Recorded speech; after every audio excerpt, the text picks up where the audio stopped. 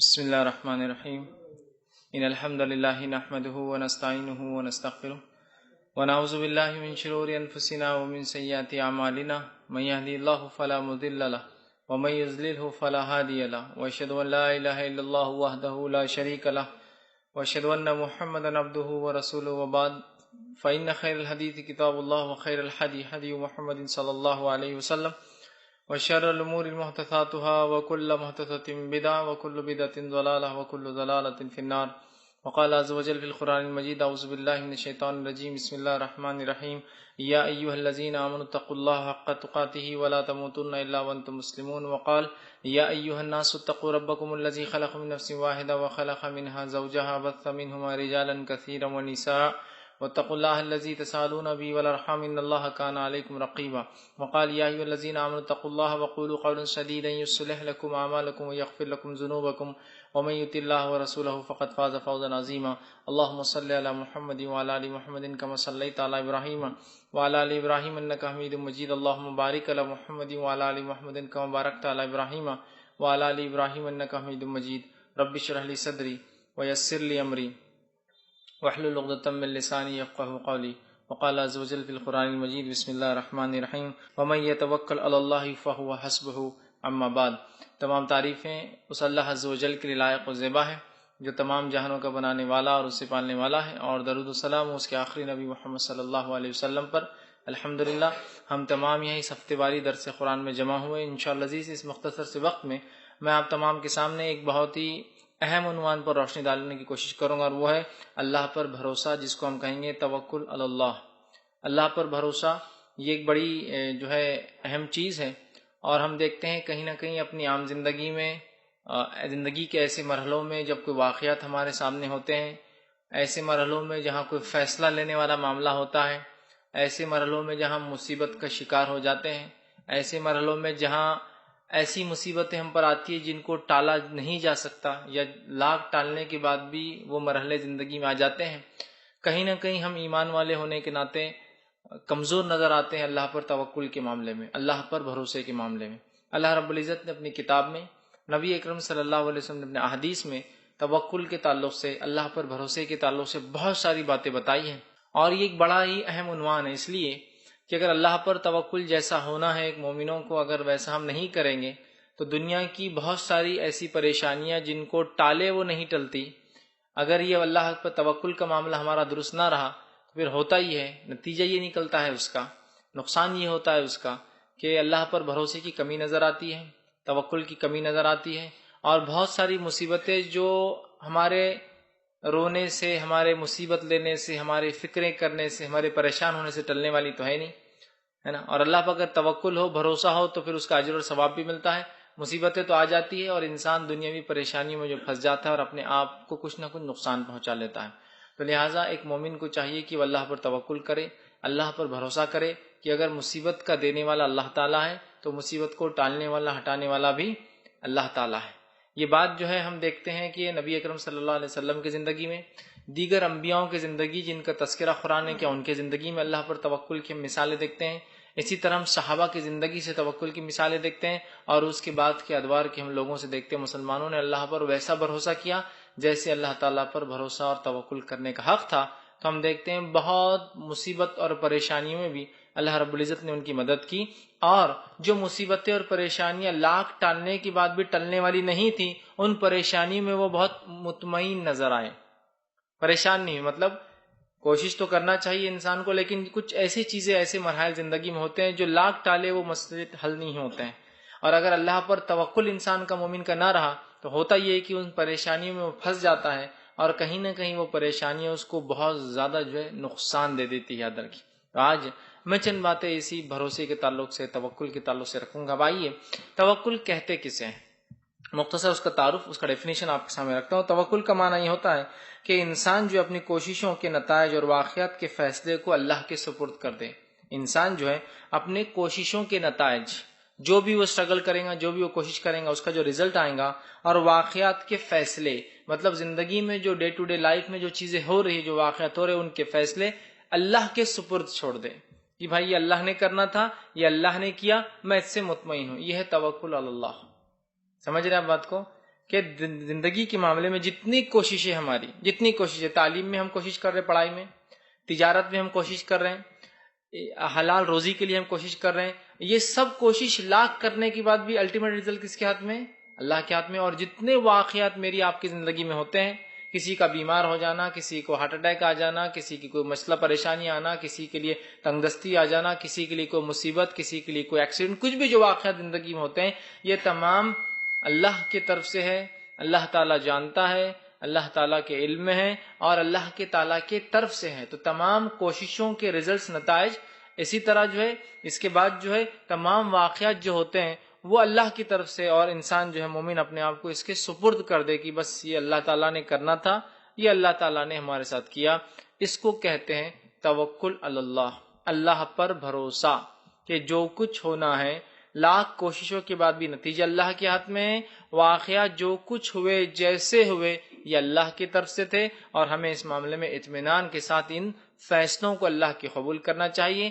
جب مومن کا توکل مضبوط ہوتا ہے، بھروسہ مضبوط ہوتا ہے اللہ پر، تو پھر چاہے زندگی کے جو حالات آئے، جو کوششیں وہ کرتا ہے، نتیجے کے لیے مطمئن ہوتا ہے کہ اللہ کی طرف سے تھا، اور اس کے ساتھ ساتھ جو ہے جو بھی واقعات زندگی میں گھٹتے ہیں وہ اللہ کی طرف سے ہوتے۔ جب توکل ہوتا ہے تو انسان مصیبتوں اور پریشانیوں میں جو ہے فکروں سے اور اپنے آپ کو کسی نقصان سے بچا لیتا ہے۔ آج دیکھیے توکل علی اللہ کی اتنی کمی نظر آتی ہے، اور خود مسلمانوں میں یہ باتیں دیکھی جا رہی ہے کہ کوششوں کو یا محنتوں کو جو وہ کوششیں کرتے ہیں، اس کے نتیجوں کو وہ اپنے اوپر منسوب کرتے ہیں، اللہ کی طرف نہیں کرتے ہیں کہ بھائی میں نے اتنی کوشش کی، مجھے اچھی جاب کیوں نہیں ملی آج تک۔ اللہ پر بھروسہ نہیں ہوتا ہے کہ اللہ دینے والا ہے۔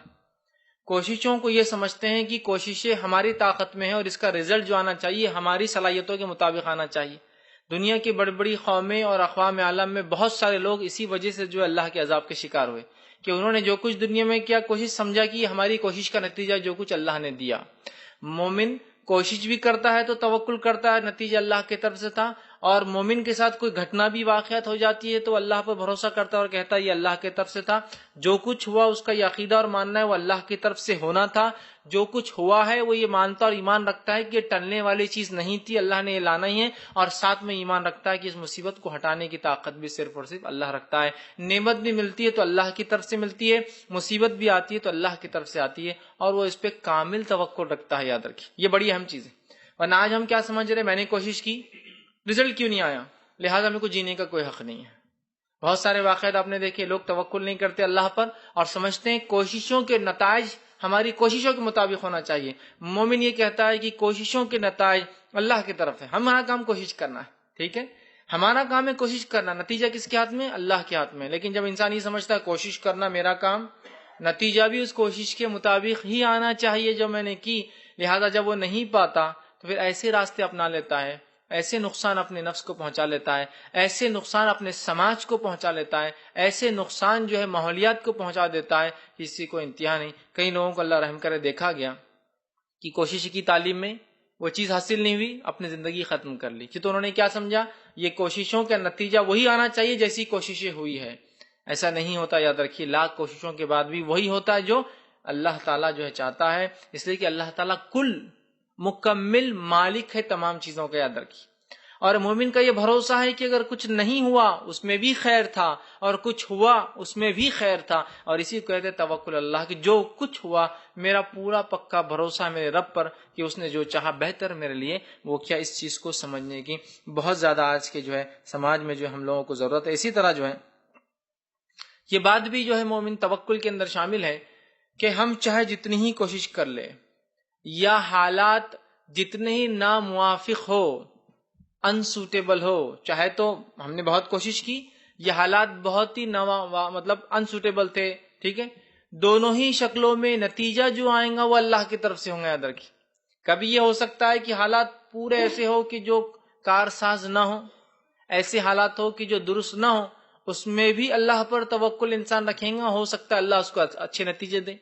کئی جگہ ہو سکتا ہے کہ حالات پورے سازگار دکھ رہے ہو کہ تو پورے میرے بینیفٹ میں، میرے حق میں، اس کے بعد بھی نتیجہ نیگیٹو یا نتیجہ منفی آ سکتا ہے۔ یاد رکھیے، تو ہمارا یہ ایمان ہے کہ ہم جو ہے کچھ بھی کوشش کر لے، ہماری کوشش سے جو ہے رتی برابر بھی حالات، یاد رکھیے، کوششوں کی وجہ سے یا حالات کی وجہ سے، چاہے موافق ہو چاہے مخالف ہو، سوٹیبل ہو یا انسوٹیبل ہو، ذرہ برابر بھی جو ہے فرق نہیں پڑتا، اس کے اینڈ ریزلٹ پر اللہ جو چاہتا ہے نتیجہ یاد رکھیے وہی نکلتا ہے، یاد رکھیے نتیجہ وہی نکلتا ہے جو اللہ چاہتا ہے، اور یہی توکل ہے، یاد رکھیے اسی کو کہتے ہیں اللہ پر بھروسہ۔ اور ہمیں چاہیے ہر معاملے میں اللہ تعالیٰ پر ہم جو ہے مکمل بھروسہ کریں، اور جو بھی نتیجہ آئے اپنے دل کو مایوس نہ کرے، عام زبان میں کہیں گے اپنے دل کو چھوٹا نہ کرے، اس لیے کہ مومن جب اللہ پر توکل کرتا ہے تو آنے والے نتیجوں سے وہ گھبراتا یا پریشان نہیں ہوتا، یاد رکھیے۔ اب آئیے اللہ رب العزت دیکھیے توکل کے تعلق سے اپنے نبی کو فرماتا ہے اور کہتا ہے، سورہ آل عمران سورہ نمبر 3 آیت نمبر 159 میں 159 میں دیکھیے، اور کہتا ہے کہ پہلے تو کوئی مصیبت کی گھڑی یا کوئی جنگ ہو تو مشورہ لے لو اے نبی، جب مشورہ لے لو کوئی نتیجے پہ آ جاؤ تو پھر اللہ پر مضبوط بھروسہ کر لو اور پھر اس نتیجے پر جم جاؤ، ٹھیک۔ اور جو بھی نتیجہ نکلے، مطلب مشورے کے بعد جو طے ہو وہ کر لو، اس کرنے کے بعد جو بھی نتیجہ نکلے بس تم اللہ پر بھروسہ کرو۔ اور یہ بڑی اہم چیز ہے، یاد رکھیے اپنے زندگی میں ایسے کئی معاملات ہمارے آتے ہیں جہاں ہم مشورہ لیتے ہیں لیکن اس کے بعد وہ توکل نہیں ہوتا اور پھر ڈگمگ ڈگمگ ڈگمگ معاملہ چلتا ہے۔ تو آئیے اللہ رب العزت دیکھیے اپنے نبی کو کیا فرماتا ہے، آیت یوں ہے، وَشَاوِرْهُمْ فِي أَمْرِي فَإِذَا عَزَمْتَ فَتَوَكَّلْ عَلَى اللَّهِ۔ اے نبی صحابہ سے مشاورت کر لیجئے، مشورہ لیجئے، بات چیت، مشورہ بڑی اہم چیز ہے، مشاورت کیجئے، مشورہ لیجئے۔ اور جب آپ صحابہ سے مشورہ لے، حالانکہ نبی تک تو وہی آتی تھی، پھر مشورے کی کیا ضرورت نبی کو؟ یہ ہم کو تعلیم دی جا رہی ہے کہ نبی کے جانے کے بعد جب تم کوئی کام کرو تو مشورے سے کر لو، مشورے کی بڑی اہمیت ہے۔ تو صحابہ کو نبی ٹریننگ دے رہے ہیں، تو اللہ کہہ رہا ہے وَشَاوِرْهُمْ فِي أَمْرِي، کسی حکم میں، کسی جنگ کے لیے، کسی مصیبت کے حل کے لیے اے نبی مشورہ لو۔ فَإِذَا عَزَمْتَ فَتَوَكَّلْ عَلَى اللَّهِ، اور جب مشورے کا کوئی نتیجہ نکل جائے تو کیا کرو؟ خوب مضبوطی سے جم جاؤ اس پر، فَتَوَكَّلْ عَلَى اللَّهِ، اور اللہ پر بھی بھروسہ رکھو۔ تو دیکھیے یہ آیت تو کسی خاص گھڑی کسی جنگ کے لیے آ رہی ہے، لیکن اس اصول کو اپنی زندگی میں لاگو کر لیں کہ جب ہم نے بہت سی بار ہوتا ہے ہم چیزوں سے مشورہ لیتے ہیں، لوگوں سے مشورہ لیتے ہیں، مشورہ لینے کے بعد عمل نہیں کرتے، لیکن پھر ڈگمگ، لوگ جمع ہوئے، مشورہ لیا گیا، مشورے کے بعد پھر آپ ڈگمگ ہو رہے ہیں، نہیں، مشورہ لینے کے بعد ہمیں جمنے کا حکم دیا گیا۔ دیکھ کیا کہا، وَشَاوِرْهُمْ فِي أَمْرِي، اے نبی ان سے جو ہے مشاورت کرو، مشورہ لو۔ فَإِذَا عَزَمْتَ، اور جب کوئی نتیجے پہ آ جاؤ، فَإِذَا عَزَمْتَ فَتَوَكَّلْ عَلَى اللَّهِ، تو پھر مضبوطی کے ساتھ جم کر اس پہ جو ہے اللہ پر بھروسہ کرو، علی اللہ۔ پھر اللہ نے فرمایا توکل علی اللہ ان اللہ یحب المتوکلین، اس لیے کہ اللہ تعالیٰ اس پر بھروسہ کرنے والوں کو پسند کرتا ہے۔ ان ینصرکم اللہ فلا غالب لکم، اور اللہ جب تمہاری مدد کو آ جائے تو کون ہے جو تم پر غالب آ سکتا ہے؟ کون ہے جو تمہیں جو تکلیف پہنچا سکتا ہے؟ کون ہے جو تم پر حملہ کر سکتا ہے؟ کون ہے تم پر جو حاوی آ سکتا ہے؟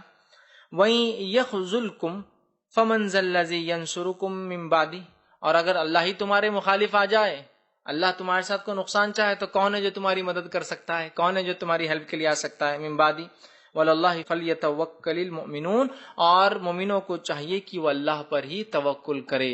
تو اس آیت میں دیکھیے بتایا گیا کہ جب ہم کوئی کام کرے، کوئی مشورہ لے لے تو اس کام کو بہت مضبوطی کے ساتھ کرے۔ ہم دنیا میں دیکھتے ہیں لوگ بہت جلدی چیزوں کو جو ہے معاملات کو چینج کرتے ہیں، اتنے اسپیڈ سے جو ہے اس کو چینج کرتے ہیں کہ آج یہ مسئلہ، کل وہ مسئلہ، پرسوں وہ مسئلہ، ترسوں، سمجھ رہے آپ؟ مشورہ لیا کہ یہ کروں، ہاں، پھر اس کے مطلب کچھ دن ہوئے، نہیں، جب نہیں رہا۔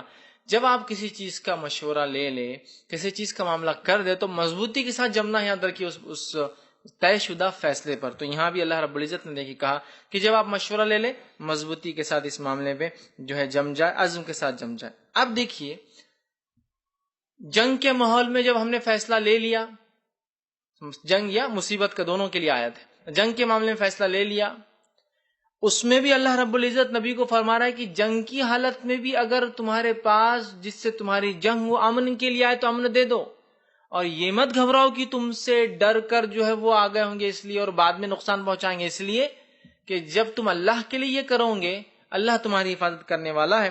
تو یہاں دیکھیے اگر کافر صلح کے لیے جھک جائے تو اللہ کہہ رہا ہے تم اس صلح کو مان لو اور ڈرو مت کہ وہ تم پر دوبارہ پیٹ پیچھے حملہ کریں گے، اس لیے کہ جب صلح کرنے کا حکم اللہ نے دیا اور تم اس پر توکل بھروسہ رکھ کے کرو گے تو اس کافر سے، اس دشمن سے حفاظت کرنا بھی اے نبی اللہ کا ہی ذمہ ہے، تو تم اس معاملے میں ڈرو مت۔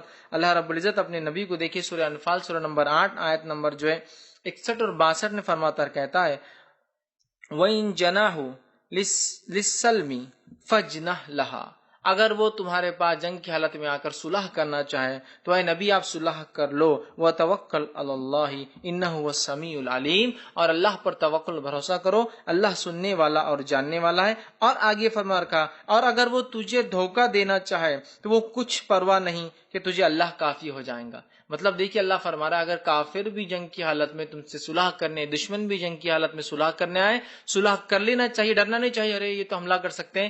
اس حملے سے بچانا، ان کی چال بازیوں سے بچانا کس کا ذمہ ہے؟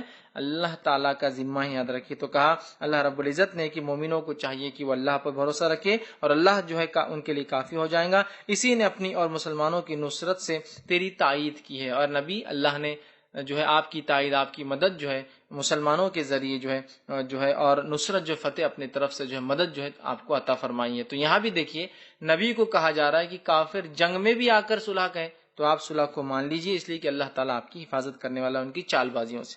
اسی طرح ہم دیکھتے ہیں کہ اللہ رب العزت نے جو ہے صرف جو ہے نبی اکرم صلی اللہ علیہ وسلم کو نہیں بلکہ پچھلے انبیاءوں کو بھی اور اولو العزم انبیاءوں کو بھی اسی کا حکم دیا تھا کہ وہ اللہ پر توکل کریں، وہ اللہ تعالیٰ پر جو ہے بھروسہ رکھے۔ اور کیوں نہ اللہ حکم دے؟ اس لیے کہ اللہ کی ذات وہ ہے جو ہمیشہ سے زندہ ہے اور ہمیشہ زندہ رہیں گی، اس کو موت نہیں آتی۔ تو ایسی ذات پر انسان کیوں نہ بھروسہ کرے جس کو موت نہیں آتی، جس کو نیند اور اونگ، موت تو بہت دور کی بات ہے، ہلکی سی چیز نیند اور اونگ جس کو کہتے ہیں، جس کو اونگ بھی نہیں آتی، نیند نہیں آتی، جس کو موت نہیں آتی، مسلمان کیوں نہ ان پر بھروسہ کرے۔ اور اللہ رب العزت نے اس بات کو دیکھے یوں فرمایا سورہ فرقان سورہ نمبر 25 اور آیت نمبر 56 اور 57، 56 اور 57 میں اللہ فرماتا ہے وَمَا أَرْسَلْنَاكَ إِلَّا مُبَشِّرًا وَنَذِيرًا، اے نبی ہم نے آپ کو جو ہے لوگوں کو بشارت دینے والا اور خوشخبریاں دینے والا اور ڈرانے والا، گناہوں سے ڈرانے والا بنا کر جو ہے بھیجا ہے۔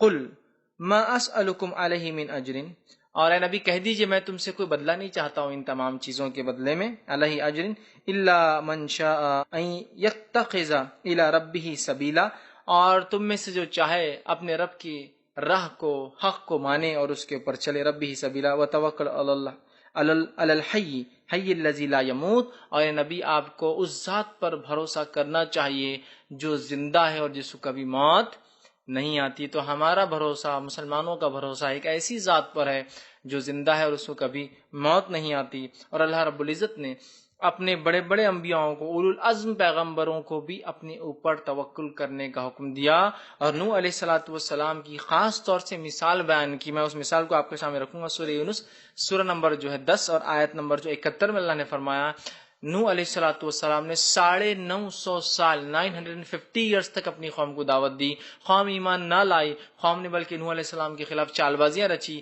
کوئی ایمان نہ لایا، حتیٰ کہ آپ کے جو ہے بیٹا بھی ایمان نہیں لایا، مطلب گھر کے لوگ بھی ایمان نہ لائے۔ ایک روایت کے مطابق کچھ لوگ، چند 70 یا 80 لوگ یا 90 لوگ صرف آپ پر ایمان لائے، مطلب 950 سال کی دعوت میں 950 لوگ بھی، 100 لوگ بھی جو ایمان نہیں لائے۔ اتنی کم تعداد، قلیل تعداد، کمزور لوگوں کی تعداد، چونکہ قرآن نے بیان کیا کہ نوح کے ماننے والے سارے کمزور لوگ تھے، عام طور سے غریب کمزور طبقے کے، اور مالدار لوگ مذاق اڑا رہے تھے کہ کیا ہے نوح کے ماننے والے تو چھوٹے موٹے لوگ ہیں، ہم بڑے بڑے لوگ تو مان نہیں رہے نوح کی بات، مطلب چونکہ ہم بڑے ہیں، ایلیٹ ہیں، ہم ایک سماج کے، ہم جو کریں گے وہ سب صحیح ہے۔ اور ہر زمانے میں ہوتا ہے، مالدار لوگ سمجھتے ہیں جو ہم کر رہے ہیں وہی سب صحیح ہے، تو کہا ہم تو نہیں ایمان لائے نوح پر، اور غریب شریف مطلب عجیب غریب لوگ، غریب لوگ اور جو ہے سماج میں کم درجہ رکھنے والے لوگ نوح پر ایمان لائے ہیں، اور بہت کم تعداد تھی، اور ظاہر سی بات ہے ایسا لگتا ہے کہ بہت سارے لوگوں نے ظاہر بھی نہیں کیا تھا نوح علیہ السلام پر کہ وہ ایمان لائے، ڈر کی وجہ سے۔ بہرحال تو نوح علیہ السلام کی مثال اللہ بیان کرتا ہے اور فرماتا ہے سورہ یونس سورہ نمبر 10 آیت نمبر 71 میں اللہ نے فرمایا وَاتْلُ عَلَيْهِمْ نَبَأَ نوح، اے نبی خبر سنا دیجئے، غائب کی خبر سنا دیجئے لوگوں کو نوح علیہ السلام کی، اذ قال لقومہ یا قومی، جب انہوں نے اپنی قوم سے کہا اے میری قوم، ان کان کبور علیکم مقامی وتذکیری بآیات اللہ فعلی اللہ توکلت فاجمعوا امرکم وشرکاءکم ثم لا یکن امرکم علیکم غمۃ ثم اقضوا الی ولا تنظرون۔ نوح علیہ السلام نے فرمایا کہ اپنی قوم سے اور کہا یا قومی، اے میری قوم کے لوگوں،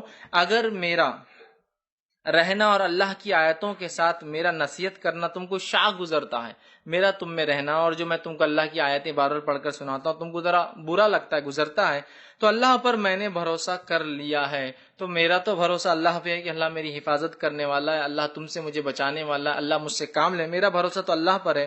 تو تم اپنی تدبیر کو اور اپنے شریکوں کو خوب مضبوط کر لو، تو تم جو میرے خلاف جو چال چلنا چاہتے ہو اس چال کو بھی چلو، اور جتنے شرکاؤں کو اللہ کے علاوہ جن کو تم معبود مانتے ہو سب کو بھی تم مضبوط کر لو، میرے خلاف کھڑا کر دو، اور فرمایا خوب مضبوط کر لو، پھر تم پر تمہاری تدبیر چھپی نہ رہے، پھر اس کو مجھ پر پورا کر لو اور مجھے مہلت نہ دو، اور جو تدبیر تمہاری مجھ پر ہے، جو تم کہتے ہو کہ نوح نے اگر ہمارے معبودوں کے خلاف بات کی تو یہ معبود شاپت کر دیں گے، یہ معبود نوح کو برباد کر دیں گے، یہ معبود جو ہے نوح کو ہلاک کر دیں گے، تو تم جو کر سکتے ہو میرے خلاف کر لو، تمہارے معبود جو کر سکتے کر لو، اور زیادہ دیر مت کرو، جتنے جلدی ہو سکتے میرے خلاف کر لو، میں نے تو اپنا بھروسہ اللہ پر رکھ لیا ہے۔ تو نوح علیہ الصلوۃ والسلام، دیکھیے اللہ پر توکل کتنی عظیم چیز ہے کہ نوح علیہ الصلوۃ والسلام کا توکل، اللہ پر بھروسہ دیکھیے، ایک واحد شخص سے پوری قوم کے خلاف، اور پوری قوم کو آپ نے چیلنج کر دیا جو چاہے کر لو، میرا رب مجھے بچانے والا ہے، پوری قوم کو چیلنج کر رہے ہیں۔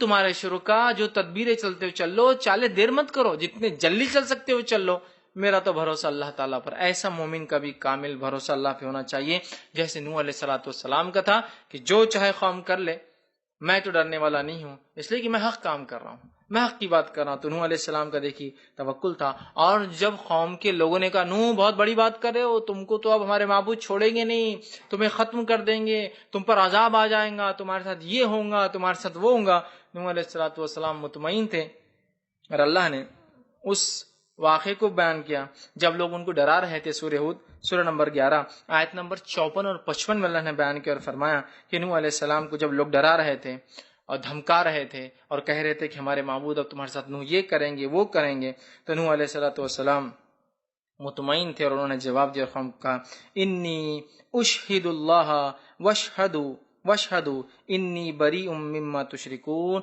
اور نوح علیہ السلام نے کہا میں اللہ کو گواہ کرتا ہوں اور تم کو گواہ ہو، تم بھی گواہ ہو اس پر، ان سے میں بیزار ہوں جن کی تم عبادت اللہ کے ساتھ کرتے۔ نوح علیہ السلام نے گواہی دی کہ میں گواہی دیتا ہوں اور تم بھی گواہ رہنا ہے میری قوم، میں بری ہوں، میں بیزار ہوں، میں جو ہے پریشان ہوں جن چیزوں کی تم اللہ کو چھوڑ کر عبادت کرتے ہو، میں کھل کر اس کا اعلان کرتا ہوں، میں کوئی ڈرتا نہیں ہوں ان معبودوں سے، میں کوئی گھبراتا نہیں ہوں کہ میرے ساتھ کیا کریں گے، اس لیے کہ کچھ بھی نہیں کر سکتے۔ مما یشرکون دونی فکیدونی جمیعا ثم لا تنظرونی انی توکلت علی اللہ ربی و ربکم، اور نوح علیہ السلام نے فرمایا اور کہا کہ تم جو ہے پھر ٹھہراتے ہو، پھر تم سب مل کر میرے ساتھ داؤ کر لو، جو تمہیں کرنا ہے وہ کر لو، میرے ساتھ داؤ کر لو، پھر مجھے مہلت نہ دو، میں نے اللہ پر جو میرا پروردگار ہے اور تمہارا اس پر بھروسہ کر لیا ہے۔ تو نوح علیہ السلام کی قوم نے جب چیلنج کیا، نوح علیہ السلام نے کہا تمہیں جو کرنا ہے کر لو، تمہارے شروع کا جو کر سکتے کر لو، میں نے تو کامل بھروسہ اپنا اللہ تعالیٰ پر کیا ہے۔ تو یہ دیکھیے کامل بھروسے کی مثال ہے، توکل اللہ کی یہ جیتی جاگتی مثال ہے کہ نوح علیہ الصلوۃ والسلام نے پوری قوم کے خلاف چونکہ اللہ کا پیغام لے کر آئے تھے، آپ کو یقینی بھروسہ تھا کہ اللہ تعالیٰ میری مدد کریں گا۔ آج ہم مسلمانوں کو بھی سخت ضرورت ہے کہ ہم اللہ پر کامل بھروسہ رکھیں کہ ہم چونکہ حق پر ہیں، ہمارے پاس حق کا پیغام ہے، ہم ہی ہے جو انسانیت کو ہدایت دے سکتے ہیں، ہمارے پاس ہی امن کا پیغام ہے، اللہ پر توکل رکھ کے ہمیں لوگوں تک پہنچنا ہے۔ یاد رکھیں اگر ہم اپنے آپ میں ڈر کر بیٹھ گئے، نوح علیہ السلام کو دیکھیے اکیلا آدمی پوری قوم کے خلاف کھڑا ہے، ابراہیم علیہ السلام کا توکل دیکھیے اکیلا آدمی پوری قوم کے خلاف کھڑا ہے، نبی اکرم صلی اللہ علیہ وسلم کا توکل دیکھیے اکیلا آدمی پوری قوم کے خلاف کھڑا ہے۔ ہمیں بھی اگر ہم سمجھتے اسلام کو حق ہے، اللہ پر بھروسہ کرے، جم جا اس پر اور بات پہنچا، ڈگمگ والا معاملہ نہیں کہ کہیں مناسب ماحول دکھا تو مسلمان ہے تو مسلمان کا اظہار، کہیں نامناسب ماحول دکھا تو کافر جیسے ہو گئے، پھر مناسب ماحول دیکھا تو مسلمان۔ اگر ہمیں لگتا ہے کہ اسلام حق ہے تو ہمیں اس پر جم جانا ہے، نہ صرف جمنا ہے، اس پیغام کو لے کے لوگوں تک پہنچنا بھی کہ ہم بس حق ہے، اللہ پر بھروسہ ہے، جو ہوں گا اللہ کی طرف سے ہوگا۔ نوح علیہ السلام کو دیکھیے چیلنج کر دیا لوگوں کو، چیلنج کر دیا معبودوں کو، کیا کرتے کر لو۔ آج الٹا ہو رہا ہے، کافر چیلنج کر رہے ہیں، غیر مسلم چیلنج کر رہے ہیں، ناحق لوگ مسلمانوں کو چیلنج کر رہے ہیں اور ہم ڈر رہے ہیں ان کے چیلنج سے۔ ابراہیم علیہ السلام کو بھی لوگوں نے چیلنج کیا کہ ہمارے معبود تمہیں نہیں چھوڑیں گے۔ ابراہیم علیہ السلام نے کہا تم اللہ کے ساتھ شرک کر کے نہیں ڈرتے اور مجھے ڈراتے ہو یہ ان چیزوں سے۔ مطلب حقیقت میں جو اللہ کے ساتھ شرک کر رہا ہے وہ نہیں ڈر رہا ہے، اور جو توحید پرست ہے وہ ڈر رہا ہے مشرکوں سے۔ تو یہ سمجھنے کی چیز ہے، یہ جاننے جب حق ہے ہمارے پاس تو ہم اس پہ پورا بھروسہ کریں اور اس پورے بھروسے کے ساتھ توکل کے ساتھ آگے بڑھیں. اللہ تعالیٰ ہماری نصرت اور مدد کرنے والا ہے، یاد رکھیے. تو نوح علیہ الصلوۃ والسلام نے کھلا چیلنج کیا اور کھلا اعلان کر دیا کہ میں نہیں ڈرتا ہوں. حدیثوں میں بھی نبی اکرم صلی اللہ علیہ وسلم کے تعلق سے اگر ہم دیکھیں آپ کا کیسا بھروسہ تھا، کیسا توکل کرتے، چونکہ آپ حق کا پیغام لے کر پہنچے تھے. ایسا توکل تھا کہ مثال کے طور پہ ایک واقعہ آپ لے لیجئے جو کہ بخاری کی روایت ہے، صحیح مسلم میں بھی متفقہ علیہ واقعہ ہے. نبی اکرم صلی اللہ علیہ وسلم ہجرت کے لیے نکلتے ہیں، سارے کافر آپ کے خلاف کھڑے ہیں، آپ ہجرت کے لیے نکلتے ہیں. آپ کا اللہ پر کیسا بھروسہ ہے. فجر کے رات کا وقت، تہجد کے بعد فجر کے قریب وقت ہے، ابھی سورج نکلا نہیں ہے. آپ صلی اللہ علیہ وسلم علی سے کہتے علی تم میری جگہ سو جاؤ، اور جو میرے پاس جو لوگوں کے رہن ہیں لوگوں کو لوٹا کر تم واپس مدینہ ہجرت کر لینا، ابھی میں آگے چلتا ہوں. ابوبکر صدیق سے کہا کہ فلاں پلان ہے، ہمیں نکلنا ہے، اور آپ صبح سے پہلے نکلے. کافر انتظار میں تھے کہ اللہ کے رسول صلی اللہ علیہ وسلم کو مارے. آپ نے اللہ پر مکمل بھروسہ کیا اور نکل گئے. ایک بھی کافر آپ کو دیکھ نہ پایا. علی بن ابی طالب کا توکل دیکھیے کہ وہاں لیٹے رہے. ڈر تھا کہ کافر بغیر دیکھے حملہ کر دے، کہ محمد صلی اللہ علیہ وسلم یہی سے ہوتے سب کو پتا ہے، اور مار دے. لیکن اس کے بعد بھی آپ اطمینان سے وہاں سوئے رہے، چونکہ اللہ کے رسول صلی اللہ علیہ وسلم نے کیا کہا تھا، علی تم امانتوں کو واپس دے کر مدینہ آنا. تو علی کو اس بات پر پورا بھروسہ تھا کہ نبی نے کہہ دیا نا کہ امانتوں کو لوٹا کر آنا، اس کا مطلب میں زندہ رہوں گا، لوٹاؤں گا نا اور پھر جاؤں گا. تو یہ ایک طرح سے بشارت تھی، تو علی کو پتا تھا. لیکن علی کا بھی توکل دیکھیے، گھبرائے نہیں کہ رہے مار دیے تو بول تو رہے آپ، لیکن پتا نہیں کچھ بھی ہو جائے، کچھ بھی ہو سکتا. پورے قریش کے سردار مل چکے ہیں، سردار ایک قبیلے کا ایک سردار ہے، سب نے مل کر حملے کا سوچا تھا کہ ایک ساتھ ماریں گے تو قتل ہو جائیں گا، تو خون کا بہا خون نے لیا جائے گا، پیسے دے کر چھوٹ جائیں گے. خون کا بہا خون جب لیا جائے گا ایک دو لوگ ماریں گے، جب 25 لوگ مل کے حملہ کریں گے تو ظاہر سی بات ہے اگر ایسا کوئی معاملہ دنیا میں بھی ہو جاتا ہے، موب مل کر کسی کو مار دیتی ہے تو حکومت پوروں کو تھوڑی مارتی ہے، کچھ کمپنسیشن لے لیا جاتا ہے. تو انہوں نے وہی پلان کیا کہ ایک ساتھ ماریں گے تو خون کا بہا خون نہیں لیا جائے گا، کمپنسیشن لیا جائے گا کہ بھائی اتنے لوگوں کو تھوڑی مار سکتے ہیں، اتنے سرداروں کے بچوں کو تھوڑی ماریں گے.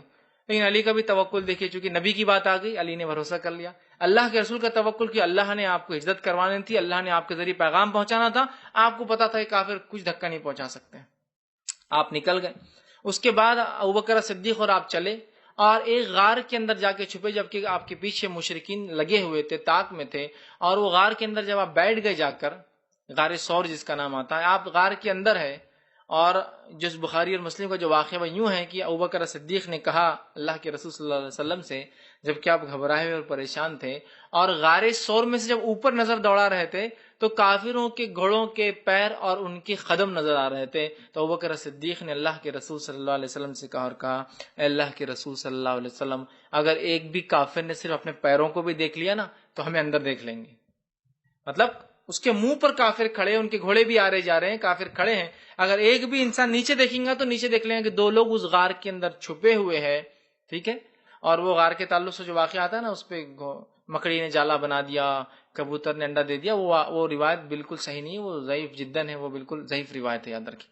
تو غار کا منہ کھلا ہے، اگر کافر جھانکتا بھی ہے، نیچے بھی دیکھتا ہے تو سیدھے جو ہے دیکھ سکتا ہے.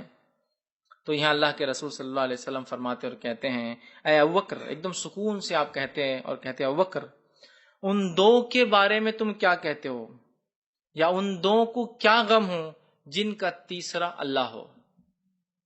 ان دو لوگوں کے بارے میں تم کیا کہتے ہو، یا ان دو لوگوں کو کیا غم ہو سکتا ہے جن کے ساتھ تیسرا کون ہے، اللہ ہے. ہم کس لیے کام کرے ابوبکر، یہ اللہ کے لیے. تو تم کیا کہتے ہو ان دو لوگوں کے بارے میں جس کا تیسرا اللہ ہے. اتنے اطمینان کے ساتھ آپ کہہ رہے ہیں جبکہ کافروں کے قدم سامنے دکھ رہے ہیں. ایک سچویشن لگائیے، جانے دیجیے وہ کافروں کی جنگ کی وہ سچویشن چھوڑ دیجیے، کوئی آپ کی جان لینے تو لائے، کیونکہ ایسا الحمدللہ ہمارے ساتھ ہوتا نہیں. ایک ایسی سچویشن لے لیجیے، کارنر پہ پولیس والا کھڑا ٹریفک اور آپ کے پاس لائسنس نہیں، کیا حالت ہوتی، پلٹا لو گاڑی، نکل جاؤ یہاں سے، ادھر سے بھاگو، پیچھے گلی سے نکلو، ادھر سے بھاگو، پکڑے. یہ سب پلاننگ ہوتی ہے نا. کتنی گھبراہٹ، خالی پولیس والے کی گھبراہٹ اندازہ لگا لیجیے، وہ زیادہ سے زیادہ آپ کو فائن ڈالیں گا اور آپ کو کچھ پیسہ دینا پڑے گا. گھبراہٹ وہ کیسی ہوتی ہے نا، اتنا سینیریو اندازہ لگا لیجیے تو باقی وہ اندازہ لگا سکتے کہ ایک دشمن جان لینے پہ تلوار کھڑا ہے سامنے، جس کے قدم سامنے دکھ رہے ہیں. اور اس سچویشن میں آپ کیا فرما رہے ہیں اے ابوبکر، کیا خیال ہے تمہارا اس کے ان دو لوگوں کے بارے میں، یا ان دو لوگوں کو کیا غم ہو سکتا ہے جس کا تیسرا کون ہے، اللہ ہے. اور اطمینان سے آپ نے کہا. اور اللہ کے رسول نے یہ فرمایا، سورۃ توبہ کی جو آیت نمبر 40 ہے وہ نازل بھی ہوئی تھی، آپ نے فرمایا لا تحزن ان اللہ معانا، گھبراؤ مت ابوبکر، غم مت کھاؤ ابوبکر، اللہ ہمارے ساتھ ہے. کیسا توکل تھا نبی اکرم صلی اللہ علیہ وسلم کا، چونکہ آپ جانتے تھے آپ حق کے لیے کام کر رہے ہیں، تو اللہ پر مکمل آپ کا بھروسہ تھا. ہمیں مسلمانوں کو بھی آج سخت ضرورت ہے اللہ کے دین پر، اللہ پر مکمل بھروسہ کرے، توکل کرے اور لگ جائے کام سے. یاد رکھیے اور ڈرے نہ، اس لیے کہ کوئی چیز ہمیں نقصان نہیں پہنچا سکتی سوائے جو اللہ چاہیں گا. لیکن جب توکل ہوگا تو خواہ کی مصیبتوں اور پریشانیوں سے جو ہم لے لیتے ہیں اس سے ہم بچ جائیں گے. اور اطمینان کے ساتھ اچھا بھی ہوا تو اللہ کی طرف سے تھا، کوئی نقصان بھی ہوا تو اللہ نے جو چاہا ہے نا. جو ہونا ہے وہ تو ہونا ہے، خواہ فکر کر کے کیا فائدہ ہونے والا. تو اس چیز سے ہم بچ جاتے ہیں. تو آپ صلی اللہ علیہ وسلم نے اطمینان کے ساتھ یہ کہہ دیا. جو اسی طرح ہم دیکھتے ہیں کہ نبی اکرم صلی اللہ علیہ وسلم کے تعلق سے آتا ہے کہ آپ کے تعلق سے ایک اعلان کیا گیا. یہ بخاری کی روایت ہے. اعلان کیا کیا گیا کہ نبی اکرم صلی اللہ علیہ وسلم کو زندہ یا مردہ، آپ کا سر جو لا لیں گا، زندہ یا مردہ جو لائیں گا نعوذ باللہ، اس کو 100 اونٹ انعام دیے جائیں گے. اور ایک کافر جس کا نام سراقہ بن جو ہے جاشم تھا، وہ بڑا مضبوطی کے ساتھ بہت پریسائسلی اونٹ کی مینیاں کہاں کہاں تھی، کیا اندازہ ہو سکتا ہے، سب کے بالمقابل اس کا ڈائریکشن، اس کا گیس بہت رائٹ تھا. سارے مشرکین ان کے گیس بگڑ گئے تھے، وہ بہت صحیح گیس سے چل رہا تھا. اور ایک وقت تو ایسا آیا کہ وہ پیچھے پہنچ گیا آپ سن کے، اور ابوبکر صدیق تھے، وہ ہر تھوڑی دیر کو پیچھے پلٹ کے دیکھتے کہ پیچھے سے وہ آ تو نہیں رہا ہے، اور وہ پیچھے آ رہا تھا. لیکن روایت میں آتا صحیح بخاری کہ نبی اکرم صلی اللہ علیہ وسلم نے پورے اس واقعے کے اندر ایک بار بھی پیچھے پلٹ کر نہیں دیکھا، اور صرف آپ تلاوت قرآن کرتے رہے. ایک بار بھی نہیں دیکھا پیچھے پلٹ کے کہ وہ کہاں تک آیا، وہ کیا کرنے والا ہے. اور یہ اللہ کے رسول صلی اللہ علیہ وسلم کا اللہ پر توکل تھا، بھروسہ تھا، کیونکہ اللہ نے کہہ دیا تھا نا ہجرت کر کے جاؤ. جب اللہ نے کہہ دیا تو اللہ حفاظت کرنا. تو آپ اتنے اطمینان سے قرآن تلاوت کر رہے تھے، ابوبکر صدیق دائیں بائیں پیچھے ہر تھوڑی تھوڑی دیر کو جو ہے دیکھ رہے تھے. اسی طرح ہم دیکھتے ہیں جو ہے غزوہ جو ہے نجد سے جو واپسی میں جو ہے آپ صلی اللہ علیہ وسلم ایک مقام پہ رکے. یہ بھی صحیح بخاری کی روایت ہے. غزوہ نجد ایک غزوہ تھا، آپ اس سے واپس ہوئے، ایک مقام پر آ کر آپ نے آرام پڑاؤ کرنے کا حکم دیا. صحابہ چھوٹی چھوٹی جھاڑیوں کے نیچے جو ہے آرام کے لیے، چھاؤں کے لیے جا کر بیٹھ گئے. نبی اکرم صلی اللہ علیہ وسلم نے اپنی تلوار کو ایک جھاڑ پہ لٹکا دی اور آپ نیچے لیٹ گئے. ایک جو ہے مشرک آیا جو طاق میں تھا بہت دیر سے، اور پہلے سے چھپا ہوا تھا اس مقام پر آ کر. اس نے جیسے ہی نبی اکرم صلی اللہ علیہ وسلم کو دیکھا آپ سو گئے اور صحابہ اطمینان سے لیٹ گئے، وہ فوراً آیا، نبی اکرم صلی اللہ علیہ وسلم کی تلوار میان سے نکالی اور سیدھا کود کر آپ کے سینے پر بیٹھ گیا اور تلوار گردن پہ رکھ کر کہا اے محمد اب تجھے کون بچائیں گا. نبی اکرم صلی اللہ علیہ وسلم کی جب آنکھ کھلی، جب وہ آدمی کود کر آپ کے سینے پہ آ کر بیٹھا، تو آپ صلی اللہ علیہ وسلم نے اطمینان کے ساتھ لیٹے لیٹے جواب دیا اللہ. اتنا ہی جواب دیا. اس نے کیا سوال کیا ہے محمد تجھے اب کون، مطلب صحابہ سب چلے گئے تھے ادھر، اب کون ہے تیرے ساتھ؟ لیڈر تو ہے لیکن لیڈر اکیلا ہے. آپ کو کوئی فکر نہیں تھی کہ صحابہ ساتھ ہوں گے یا نہیں ہوں گے. آپ نے کہا اللہ مجھے بچائیں گا. وہ کافر نے جو ہی یہ بھروسہ، یہ توکل اور یہ اعتماد دیکھا اپنے رب پر، چونکہ وہ مشرکوں کو اپنے معبودوں پر اور اپنے بتوں پر ایسا توکل نہیں تھا. سمجھ رہے آپ؟ اس لیے کہ قرآن نے کہا کہ ان سے پوچھو اے نبی جب یہ بحر پانی میں ہوتے ہیں تو کس سے مدد مانگتے ہیں؟ تو مشرکین کا یہ عقیدہ تھا کہ پانی میں کبھی بھی بتوں سے مدد نہیں مانگنا، اللہ سے مانگنا. یہ مصیبت کا وقت ہے، یہاں کچھ بھی نہیں، سیدھا اللہ سے، بیچ میں کوئی میڈیٹر نہیں، کچھ نہیں، اللہ سے. نہیں پوچھو پانی میں کس سے مدد مانگتے ہو تو کہیں گے اللہ سے. اور یہ اتنا حقیقی واقعہ ہے، اتنی فطری چیز ہے کہ ایک مرتبہ ایک صاحب سنانے لگے کہ گوا سے بالکل قریب ساحل میں ایک ٹاپو ہے، جس ٹاپو کے اوپر ایک جو ہے بت پرستوں نے ایک بت خانہ بنایا ہے اور ایک ٹرسٹ اس کو چلاتی ہے. تو وہ سالانہ وہاں جاتے ہیں اور وہ اس کو دیکھتے ہیں، اس کی دیکھ بھال کرتے ہیں، اس کا پیسہ جو جمع ہوتا ہے وہ لے کر آتے ہیں. تو یہ صاحب اپنی گاڑی کے اندر ان لوگوں کو لے گئے، چونکہ ان کا ٹرانسپورٹ کا بزنس تھا، وہ ساحل تک لے جا کے چھوڑ دیا. ساحل پر جانے کے بعد ان لوگوں نے کہا کہ آپ چلنا چاہے تو ہمارے ساتھ وہاں تک چلیے. انہوں نے کہا ٹھیک ہے چلیے ہم جاتے ہیں. بوٹ میں بیٹھے، عصر کا وقت وہ ہو چکا تو انہوں نے نماز پڑھ لی. یہ مسلم تھے، نماز پڑھ کے جب وہ جانے لگے، سب غیر مسلم باقی، کچھ لیڈیز کچھ جینٹس، جب پانی میں جانے لگے تو وہاں پہنچ گئے ٹاپو پہ. ٹاپو تقریباً 10-11 کلومیٹر اندر تھا سمندر میں. اس کے بعد وہ جو انہوں نے کرنا تھا کر لیا. جب نکلے واپس آنے لگے تو اس گاڑی کا ڈیزل ختم ہو گیا. تو اب یہ صاحب کو لگا کہ اب بہت اچھا موقع ہے، ذرا یہ مشرک سامنے، ان سے پوچھتے ہیں اللہ کی اس آیت جو قرآن میں ہے کہ ان سے پوچھو جب پانی میں ہوتے تو کس سے مدد مانگتے ہیں. تو یہ سب چھوڑ کر اب وہ جو لوگ ساتھ میں ہیں وہ کسی ایک بت خانے کے ذمہ دار ہے، اس کے متولی ہے، اس کی عبادت کر کے نکلے ہیں اور گاڑی میں جو ہے وہ ختم ہو گیا. ان کے پاس 2 ہی بتیاں تھیں، جو ہیلپ کی جو لائٹ ہوتی ہے نا جلاتے ہیں اوپر جا کر، اوپر 2 تھی، ساحل سے کوئی دیکھ لے اور آ جائے. لیکن پھر بھی جو ہے گاڑی کا ڈیزل ختم ہو گیا اور وہ شاید لیک ہو گیا تھا راستے میں کہیں، اس نے بھرایا تھا بہرحال. تو انہوں نے کہا کہ اب ایسے وقت میں آپ لوگ کس کو پکارتے ہیں؟ تو ساروں نے وہ کہتا اللہ گواہ، سب نے کہا کہ ہم اوپر والے کو پکارتے ہیں. انہوں نے کہا ابھی جن کی آپ عبادت کر کے ان کو نہیں بولے، وہ کام یہاں نہیں آتے، بولے وہ یہاں کے لیے نہیں ہے، بولے اب صرف اوپر والا. ساروں کی سارے 10 سے 11 لوگوں نے گواہی دی اوپر والا. تو اللہ رب العزت نے مشرکین کا خاکہ ہی کھینچا ہے. ان کو توکل نہیں جن کی عبادت زندگی میں کرتے ہیں، یہاں کے اللہ پہ ہی کرتے ہیں بھروسہ. تو پھر ہم لوگ تو اللہ کو ہی ماننے والے، افسوس کی بات ہے ہم جو ہے مصیبت کے وقت کسی اور کو پکار رہے ہیں. مشرکین مصیبت کے وقت اللہ کو پکارتے ہیں اور ہم مصیبت کے وقت مسلمان ہو کے پتہ نہیں کس کو پکار رہے ہیں. یہ سمجھنے کی چیز ہے. تو بہرحال تو نبی اکرم جو ہے صلی اللہ علیہ وسلم نے کہا اللہ کون مدد کریں گے. اس کافر کے ہاتھ تھر تھر کرنے لگے اور تلوار چھوٹ گئی، چونکہ وہ اس بھروسے، اس توکل کو دیکھ کر حیران ہو گیا کہ میں ننگی تلوار لے کر بیٹھا ہوں، ابھی ایک وار کروں گا تو محمد میری زد میں آ جائیں گے نعوذ باللہ، اور یہ آدمی اتنے اطمینان سے ریلیکس پڑا ہے اور کہہ رہا ہے اللہ. تلوار چھوٹ گئی. آپ صلی اللہ علیہ وسلم نے تلوار کو ہاتھ میں لے لیا اور آپ اس کے اوپر سوار ہو گئے. اس لیے نبی اکرم صلی اللہ علیہ وسلم جو ایک پھرتیلے انسان تھے، ٹھیک، آپ فوراً چڑھ گئے. اب تجھے کون بچائیں گا؟ اور اس کے پاس کوئی جواب نہیں تھا. کون بچائیں گا اس کے؟ تو اب مصیبت کا وقت ہے، مصیبت کے وقت تو اپنے بتوں کو نہیں پکارتے تھے مشرکین، وہ اللہ کو ہی پکارتے تھے. سمجھ رہے آپ؟ تو اللہ کے رسول صلی اللہ علیہ وسلم کا دیکھیے توکل کیسا تھا. بخاری کی ایک اور روایت ہے، خیبر میں جو ہے جس یہودی نے نبی اکرم صلی اللہ یہودن نے یا نبی اکرم صلی اللہ علیہ وسلم کو جو ہے زہر دیا، جب آپ کو زہر دیا گیا آپ نے پوچھا تو نے زہر کیوں دیا تھا؟ تو کہا میں جو ہے آپ کو قتل کرنا چاہتی. تو آپ نے کہا کہ تم لوگ اس کی طاقت نہیں رکھتے، تم لوگ اس کی طاقت نہیں رکھتے. اس لیے کہ نبی اکرم صلی اللہ علیہ وسلم بھروسہ تھا کہ اللہ تعالیٰ اپنے آخری نبی کو اپنے دشمنوں سے تو کم نہیں مروائیں گا. سمجھ رہے آپ؟ یہودی جو اللہ کے دشمن ہے قیامت تک، کم از کم ان کے ہاتھوں سے تو نبی کو تکلیف نہیں پہنچیں گی. یہ آپ کا توکل بھروسہ تھا. آپ نے کہا کم از کم تم تو مجھے نقصان نہیں پہنچا سکتے، تم کو اللہ نے صلاحیت نہیں دی کی طاقت ہے نا. تو آپ کا بھروسہ دیکھیے کس طرح سے تھا کہ جب آپ دین حق کے داعی تھے تو آپ کو بھروسہ تھا. جامع ترمذی کی ایسی ایک روایت ہے، احد اور حنین کے جو ہے معرکوں میں، ان جنگوں میں جب نبی اکرم صلی اللہ علیہ وسلم کے صحابہ دور ہو گئے آپ سے، دنیاوی پورے جس کو کہیں گے وسائل ختم ہو گئے نا. جنگ کے اندر اگر جنگ میں کوئی ساتھ نہ ہو تو پھر آدمی نہتتا ہے، لیڈر بھی ہو سپہ سالار بھی ہو تو کیا اس کی حیثیت ہے؟ اب خالی ایک ادنا انسان ہے مار دیا جا سکتا ہے. نبی اکرم صلی اللہ علیہ وسلم نہتے ہو گئے، آپ کے اصحاب آپ سے دور ہو گئے، تب بھی آپ نے جو ہے ایک معجزانہ طور سے جو ہے بتایا کہ اللہ پر توکل ایسے موقع پر بھی کیا ہوتا ہے. یہ نہیں کہا کہ جتنے ہیں مجھے آ کے جلدی سے سپورٹ کر لو، مجھے جلدی سے بچا لو، مجھے جلدی بھاگنا پڑے گا، میری حفاظت، کچھ نہیں کہا. آپ توکل اطمینان کے ساتھ اس میدان میں تھے.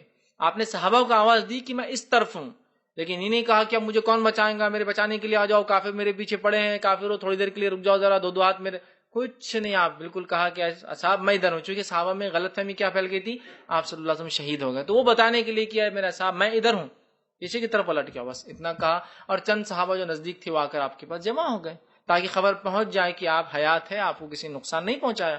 اور اتنی دیر میں کافر نے ایک پتھر مارا، دوسرے نے ایک وار بھی کیا، پتھر آ کے آپ کے چہرے مبارک پہ لگا. ایک روایت میں آتا ہے کہ دانت اس سے ٹوٹ گئے. ایک روایت میں تلوار جب ماری تو اس کی زد میں آ کے وہ کڑیاں جو ہوتی ہیں نا حفاظت کے لیے جو پہنتے، وہ کڑیاں دانتوں میں جو ہے گال آپ کے جو ہے گالے مبارک کے اندر دھس گئی. لیکن وہاں بھی اللہ پر آپ کا بھروسہ اور توکل دیکھیے. آپ نہ چیخ رہے، نہ چلا رہے، نہ آپ پریشان ہو رہے، نہ صحابہ کو کوس رہے، نہ کافر کو کوس رہے، نہ ان کو برا کہہ رہے ان کو، بلکہ جب آپ گر گئے آپ کا منہ خون سے لہو لہان تھا. روایت میں آتا ہے آپ کہہ رہے تھے اے اللہ اس قوم کو معاف کر دینا، اس لیے کہ جانتے نہیں میں اللہ کا نبی ہوں. یہ نہیں کرے کہ اللہ ان کو برباد کر دے، ان کو ہلاک کر دے فلاں، چونکہ توکل تھا آپ کو. آپ کہہ رہے اللہ اس قوم کو معاف کر دینا، اس لیے کہ جانتی نہیں میں اللہ کا نبی، اس لیے تو یہ سلوک کر رہی نبی سے، ورنہ نبی سے کوئی ایسا سلوک تھوڑی کرتا ہے. سمجھ رہے آپ؟ تو یہاں بھی دیکھیے نبی اکرم صلی اللہ علیہ وسلم کیسا توکل تھا، یہ بھی آپ دیکھیے. تو یہ جامع ترمذی کی بہرحال جو ہے روایت تھی. تو آپ صلی اللہ علیہ وسلم کی تعلق سے ایک اور حدیث آتی ہے، جامع ترمذی کی روایت ہے. اس میں آپ نے توکل کی بڑی بہترین مثال دی. کیونکہ جب توکل کی بات ہو رہی نا تو ایک غلط فہمی آتی، اپنے کو کچھ کرنا کرانا نہیں، بس اللہ پر توکل. ارے کھانے پینے کا مسئلہ ہے، کمانے جاؤ، نہیں اللہ پر پورا بھروسہ، پورا بھروسہ نہیں، کوشش نہیں، بس توکل یہی تو ہے، وہ یہی توکل ہے. بس ہوتا ہے بہت سی بار میں لوگوں کو دیکھا ہے، گھر میں انسان بیمار ہے، بیماری یہ حالت ہے کہ مر بھی سکتا ہے، لوگ بول رہے نہیں اللہ کے راہ میں چلو، توکل اللہ پہ بھروسہ، بس اللہ سب کریں گا. گھر میں بھی بچے بھوکے ہیں، حفاظت کا مسئلہ ہے، اللہ پہ بھروسہ کرو، اللہ کرنے والا ہے. تو آئیے کیا توکل یہ ہے؟ ورنہ میں نے چونکہ توکل کی اتنی باتیں کہی کہ غلط فہمی آپ کے ذہن میں آئے، توکل یہ ہے کہ سب کچھ چھوڑ چھاڑ کے بس توکل۔ آئیے حدیث کے الفاظ سنیے، آپ سے فرماتے ہیں اور کہتے ہیں، نے فرمایا تم اللہ پر توکل کرتے جیسا کہ توکل کرنے کا حق ہے۔ اگر تمہیں مسلمانوں اے میرے صحابہ توکل کرتے اللہ پر جیسے اس پہ توکل کرنے کا حق ہے، تو کیا ہوتا؟ حق ہے تو اللہ تعالیٰ ویسے ہی تمہیں روزی دیتا جیسے وہ پرندوں کو دیتا ہے کہ صبح خالی پیٹ نکلتے اور رات میں بھر پیٹ گھر آ جاتے ہیں۔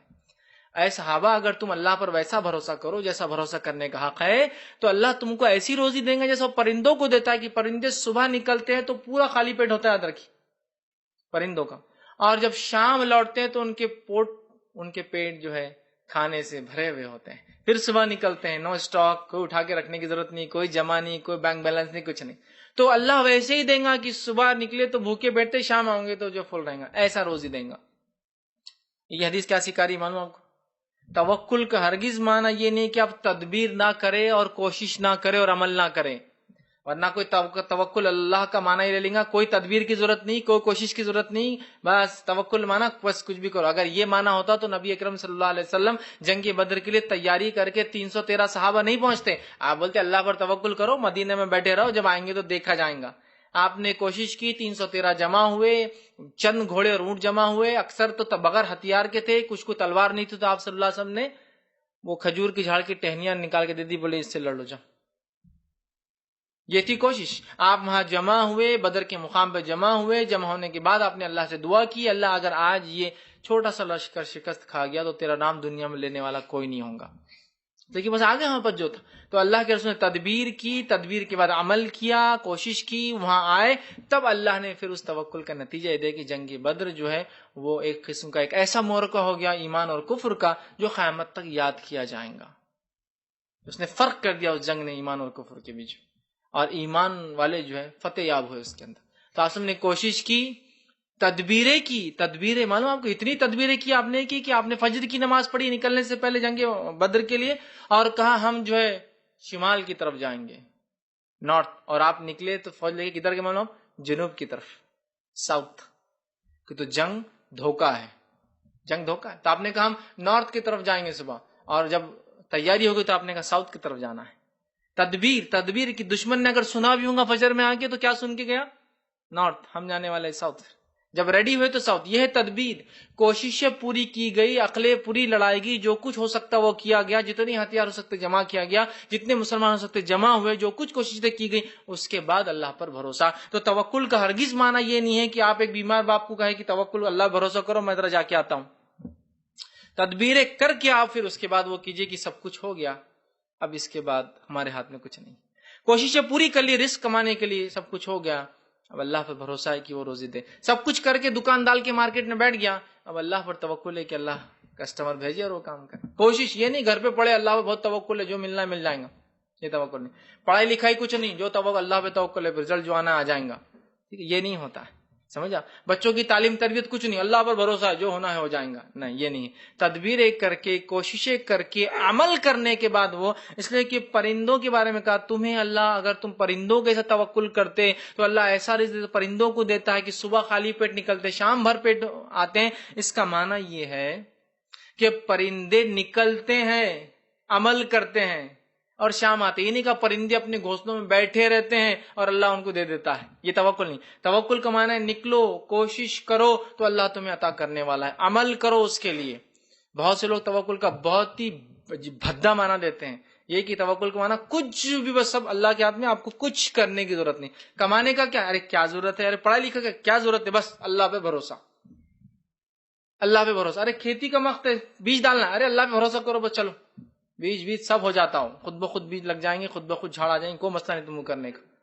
بچے اچھی خاصے 10th پاس ہو رہے ہیں، 11th کی تیاری سے پہلے آ جا رہے ہیں اور بولے چلو بس کوئی ضرورت نہیں تم کو پڑھائی وڑھائی کی، اللہ سب کچھ کر لیں گا، دنیا گزار دے گا۔ توکل کا یہ بھدا معنی نہیں ہے، توکل کا معنی یہ ہے ساری تدبیریں کر کے، ساری کوشش کرنے کے بعد جو رزلٹ آئیں گا، عمل کرنے کے بعد، وہ اللہ تیرے ہاتھ میں، سمجھ رہے آپ؟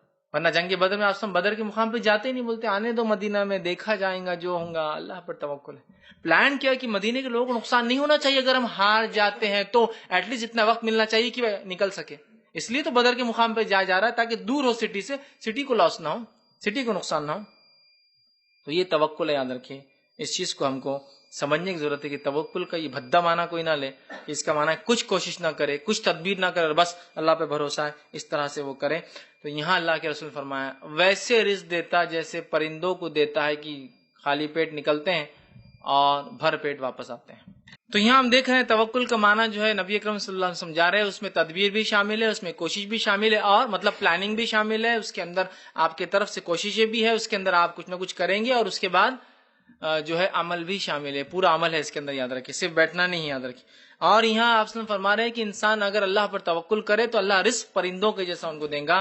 مطلب انسان جو قتل، غارت گری، چوری، چکاری، دھوکہ، جھوٹ بول رہا ہے رزق پانے کے لیے، لیکن اگر اللہ پر توکل کرے کہ میں اگر صحیح طریقے سے چلوں گا، اسلام پر چلوں گا، جو اللہ کو دینا اور رزق دیں گا، تو انشاءاللہ عزیز اللہ تعالیٰ ویسے ہی رزق دیں گا جیسا پرندوں کو اللہ تعالیٰ رزق دیتا ہے۔ اور کیوں نہ اللہ رب العزت نے سورہ ہود سورہ نمبر 11 آیت میں 6 میں فرما رکھا وَمَا مِن دَابَّةٍ فِي الْأَرْضِ إِلَّا عَلَى اللَّهِ رِزْقُهَا، ایسا زمین کا کوئی دابہ، کیڑا مکوڑا نہیں ہے جس کا رزق اللہ کے ذمہ نہ ہو۔ اور دابہ کہتے ہیں ایسے جانوروں کو جو جانور اپنے پیٹ کو رگڑ کر چلتے ہیں، اپنا ویٹ خود نہیں اٹھا پاتے ہیں، جیسے کہ جس کو کہیں گے ریپٹائلز میں ایسے بہت سارے ہوتے ہیں، جیسے گرگٹ ہو گیا یا چپلک ہوئی، یہ لوگ پیر تو ہوتے ہیں لیکن پیر پہ چل نہیں پاتے ہیں، پیٹ اور پیر دونوں ان کے مکس جو ہے اس میں یوز ہوتے ہیں، اور وہ جانور جو آگے چلتا ہے۔ تو یہاں دیکھیے اللہ فرما رہا ہے ایسا کوئی دابہ، ایسا کوئی جانور نہیں زمینی جو رینگتا ہو زمین کے اوپر جس کا رزق اللہ کے ذمہ نہ ہو۔ تو جب وہ جانور جو خود اپنے آپ کو اٹھا کے نہیں چل سکتے ان کا رزق اللہ کے پاس ہے، تو باقی لوگوں کا کیا ہے؟ سمجھ رہے بات کو؟ تو بہرحال تمام لوگوں کا رزق اللہ کی طرف ہے، اللہ تعالیٰ تمام کو رزق دینے والا ہے، ہمیں توکل کرنے کی ضرورت ہے۔ سورہ طلاق سورہ نمبر 65 آیت نمبر 2 میں فرمایا رکھا ہے کہ آیت یوں ہے وَمَن يَتَّقِ اللَّهَ يَجْعَل لَّهُ مَخْرَجًا وَيَرْزُقْهُ مِنْ حَيْثُ لَا يَحْتَسِبُ وَمَن يَتَوَكَّلْ عَلَى اللَّهِ فَهُوَ حَسْبُهُ۔ یہاں اللہ فرماتا ہے اور کہتا ہے کہ جو اللہ کا تقوی اختیار کرتا ہے، یجعل لہ مخرجا، اللہ اس کو مصیبت سے نکلنے میں آسانی عطا فرما دیتا ہے، وَيَرْزُقْهُ مِنْ حَيْثُ لَا يَحْتَسِبُ، اور ایسی جگہ سے روزی دیتا ہے جہاں سے اس نے گمان بھی نہیں کیا ہوگا، وَمَن يَتَوَكَّلْ عَلَى اللَّهِ فَهُوَ حَسْبُهُ، اور جو اللہ پر بھروسہ کرتا ہے اللہ اس کو کافی ہو جاتا ہے۔ یہ آیت کا شان نزول یوں آتا ہے کہ ایک صحابی رسول کو ایک جنگ میں پکڑا گیا، پکڑ کے دشمنوں نے لے گئے، اور دشمن جو تھے وہ بزنطینی لوگ تھے، رومی لوگ تھے، انہوں نے لے جا کر اس صحابی کے پیر میں جو ہے کڑیاں ڈال دی۔ کڑیاں ڈالنے کے بعد ان کے والدین آئے اور کہ اللہ کے رسول ہمارے بچے کو پکڑ لیا گیا ہے، پیروں میں کڑیاں ڈال دی گئی، کیا کریں؟ آپ نے کہا کثرت سے استغفار کرو، کثرت سے استغفار کرو۔ دونوں والدین نے کثرت سے استغفار کیا، کثرت سے استغفار، اتنا استغفار کیا کہ وہ صحابی کہتے اچانک رات میں میرے پیر کی بیڑیاں کٹ گئی، لوہے کی سلاخیں ٹوٹ گئی اور میں کھڑا ہو گیا، فوراً بھاگا، ایک اونٹنی سامنے تھی اس کے اوپر سوار ہو گیا، اس اونٹنی کے چکر میں کئی اونٹ پیچھے لگ گئے، وہ ریوڑ کی شاید لیڈر تھی، کہیں لگ گئے، میں نے انہیں ہکالنا چاہا لیکن وہ اونٹ پیچھے نہیں گئے، میں اس اونٹنی کو لے کر آیا، صبح جب مدینے پہنچا میرے والدین فجر کا وقت تھا تب تک استغفار کر رہے تھے، ملا تو میرے والدین بہت خوش ہوئے میری آواز سن کر، انہوں نے مجھے لپٹا لیا، میں گھر پہ رہا، آرام کیا، ظہر کے وقت نبی اکرم صلی اللہ علیہ وسلم خدمت میں حاضر ہوا، پورا واقعہ بیان کیا کہ استغفار سے کیا فائدہ ہوا کہ میری بیڑیاں لوہے کی ٹوٹ گئی۔ نبی اکرم صلی اللہ علیہ وسلم کو انہوں نے پورا واقعہ بتایا، لیکن کہ اللہ کے رسول ایک مسئلہ ہے جس مسئلے کے تحت میں یہاں آیا ہوں، اور مسئلہ یہ ہے کہ یہ اونٹ کا کیا کروں، یہ میرے نہیں ہے، میں تو بھاگنے کے لیے ایک اونٹ نہیں لیا تھا، تو یہ اونٹ تو دشمن کیا اور اس کے ساتھ دوسرے بھی اونٹ آگے پورے، یہ بھی میرے نہیں ہیں۔ تب نبی اکرم صلی اللہ علیہ وسلم یہ آیت نازل ہوئی وَمَن يَتَّقِ اللَّهَ يَجْعَل لَّهُ مَخْرَجًا، جو اللہ کا تقوی اختیار کرتے ہیں، ان کے والدین نے تقوی اختیار کیا، اپنے گناہوں سے معافی مانگی اللہ سے، اس صحابی نے تقوی اختیار کیا، انہوں نے معافی مانگی گناہوں کی، يَجْعَل لَّهُ مَخْرَجًا، اس کو مصیبت سے نکالنا اللہ آسان کرتا ہے، وَيَرْزُقْهُ مِنْ حَيْثُ لَا يَحْتَسِبُ، اور ایسی جگہ سے روزی جہاں سے تو نے سوچا بھی نہیں ہوگا۔ جب یہ آیت نازل آپ نے کہا یہ اونٹ تیرے ہے، جو چاہے کر ان کے ساتھ،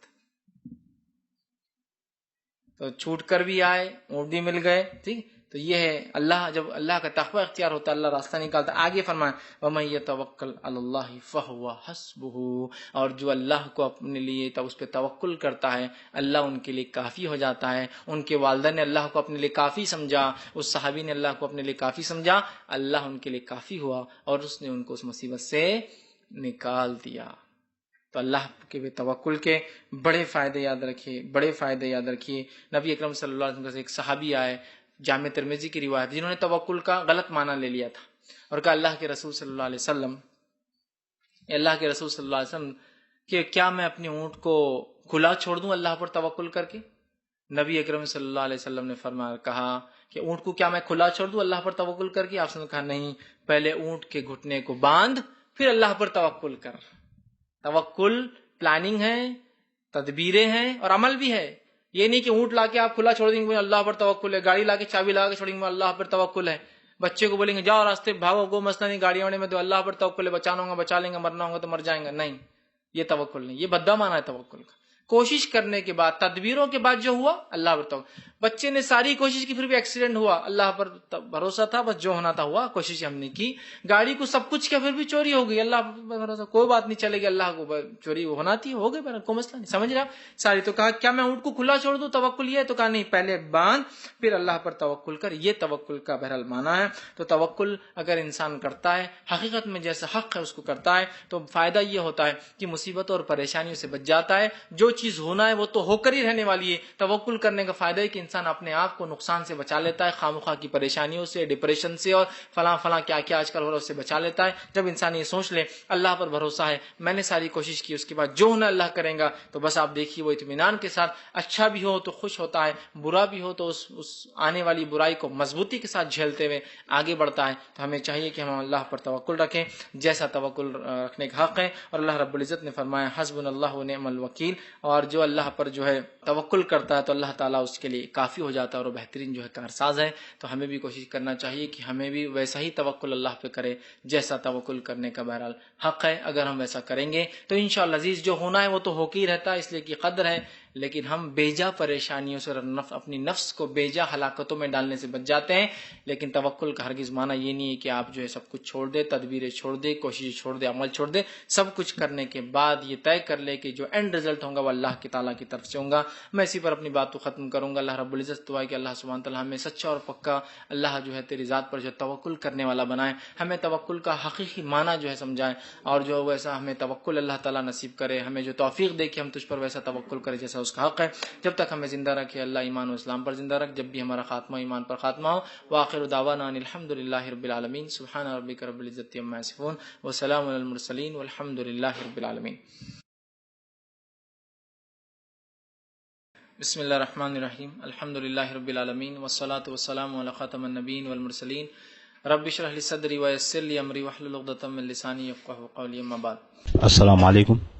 فائز بھائی، کوئی شخص اگر توکل کر کے اگر بزنس چالو کیا یا دکان کچھ بھی ہو اور اس کا بزنس نہیں چل رہا، دکان نہیں چل رہی، جبکہ اس کو پورا یقین ہے کہ یہ سب اللہ کی طرف سے ہے، تو اس شخص نے کیا کرنا چاہیے؟ بھائی نے ایک سوال کیا کہ ایک آدمی نے جو ہے اللہ پر توکل کیا، بزنس کیا، سب کچھ کیا، اور اس کے بعد بھی اس کی دکان نہ چلے تو کیا؟ تو دیکھیے سب سے پہلی چیز تو یہ کسی چیز کا کامیاب ہونا یا نہ ہونا یہ اللہ کے ہاتھ میں ہے. چاہے تجارت ہو، چاہے کسی کا نکاح ہو، چاہے کسی کا تعلیم ایجوکیشن ہو، چاہے کسی کا بیرون ملک جو ہے ابراڈ جانے کا سفر ہو کمانے کے لیے، یہ سب انسان نے کیا، لیکن اس کے بعد وہ کہیں نہ کہیں فیلئر نظر آ رہا ہے ایک طرح سے کہ میرج سکسیسفل نہیں ہوئی، بزنس سکسیسفل نہیں ہوا، ابراڈ جا کے جاب نہیں ملی، مجھے واپس آنا پڑا. تو دیکھیے کہ انسان ایک مومن کا کام ہے اپنی پوری کوشش کر لے، پوری کوشش کرنے پورے عمل کے بعد اللہ پر توکل کرے کہ جو کچھ ہے چاہے میں کتنی کوشش کروں یا نہ کروں، اینڈ رزلٹ وہ ہوگا جو میرا رب چاہیں گا. توکل کر لے اور بھروسہ کر لے. اور اس کے بعد بزنس نہ چلے تو یہ اللہ کی طرف کی بات تھی، نکاح سکسیسفل نہ ہوئے تو اللہ کی طرف کی بات تھی، ابراڈ جانا جو تجارت یا اس نے انکم کے لیے جاب کے لیے گیا تو نہ ہو سکے تو وہ اللہ کی طرف سے تھا. یا اسی طرح اور بھی زندگی کے مراحل ہوتے ہیں انسان جس میں کچھ کرتا ہے، جیسے ایجوکیشن اس نے گین کیا لیکن اس وجہ سے اتنا نہیں کر سکا جتنا ایکسپیکٹ کرنا تھا. یہ تمام چیزیں اللہ کی طرف سے وہ توکل کرے اور اس معاملے کو چھوڑ دے. تو لہٰذا اگر کسی نے بزنس کھولا، اس نے سب کچھ کیا، جو عمل تھا کیا، تدبیریں کی، سب کچھ کیا، اس کے بعد بھی نہیں چلا اور اس نے توکل کیا تو اللہ پر، تو پھر چھوڑ دیں اور کسی اس میں رزق تلاش کریں. اس لیے کہ بہت سارے بار ایسا بھی ہوا کہ صحابہ نے کچھ تدبیریں کی، وہ ناکام رہے، لیکن وہ مایوس نہیں ہوئے، پھر اٹھے، پھر اگلی تدبیر کی، ٹھیک، پھر اگلی تدبیر کی، ٹھیک. تو اسی طرح ہم بھی کوشش کریں کہ ایک تدبیر اگر ناکام ہوتی ہے تو کوئی مسئلہ اگلی تدبیر. جیسا کہ جنگ قادسیہ میں جب سعد بن ابی وقاص رضی اللہ عنہ گئے، اس سے پہلے مسلمان 2 جنگیں زبردست شکست جو ہے فارس سے کھا چکے تھے، پیچھے نہیں ہٹے تھے، لیکن ایک زبردست ہاری تھی وہ ایک طرح سے کہ جیت نہیں ملی تھی 2.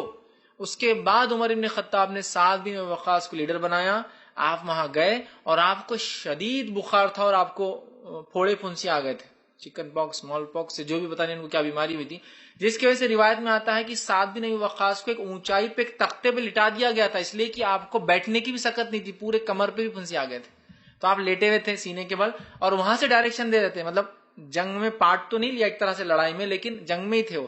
وہ اوپر سے ڈائریکشن دیتے ادھر سے جاؤ ادھر سے جاؤ فلاں کرو، تو آپ نے جو کوشش ہو سکتی کی تو تیسرے بارے مسلمانوں نے پہ جیت حاصل کی. لیکن یہ دو چیزوں نے ان کو مایوس نہیں کیا کہ ہم تو اللہ کے ماننے والے ہیں اور عمر ابن خطاب کی خلافت میں ہم لڑ رہے ہیں ایسے شخص کے اور پھر بھی ہم شکست کھا رہے نہیں. تو وہ جانتے تھے کہ یہ نتیجہ ہار بھی ہمارے لیے فائدے مند ہے، جیت بھی ہمارے لیے فائدے مند ہے، دونوں ہی نتیجے ان کو اللہ کی طرف سے تھے اور ان کو قبول تھے وہ.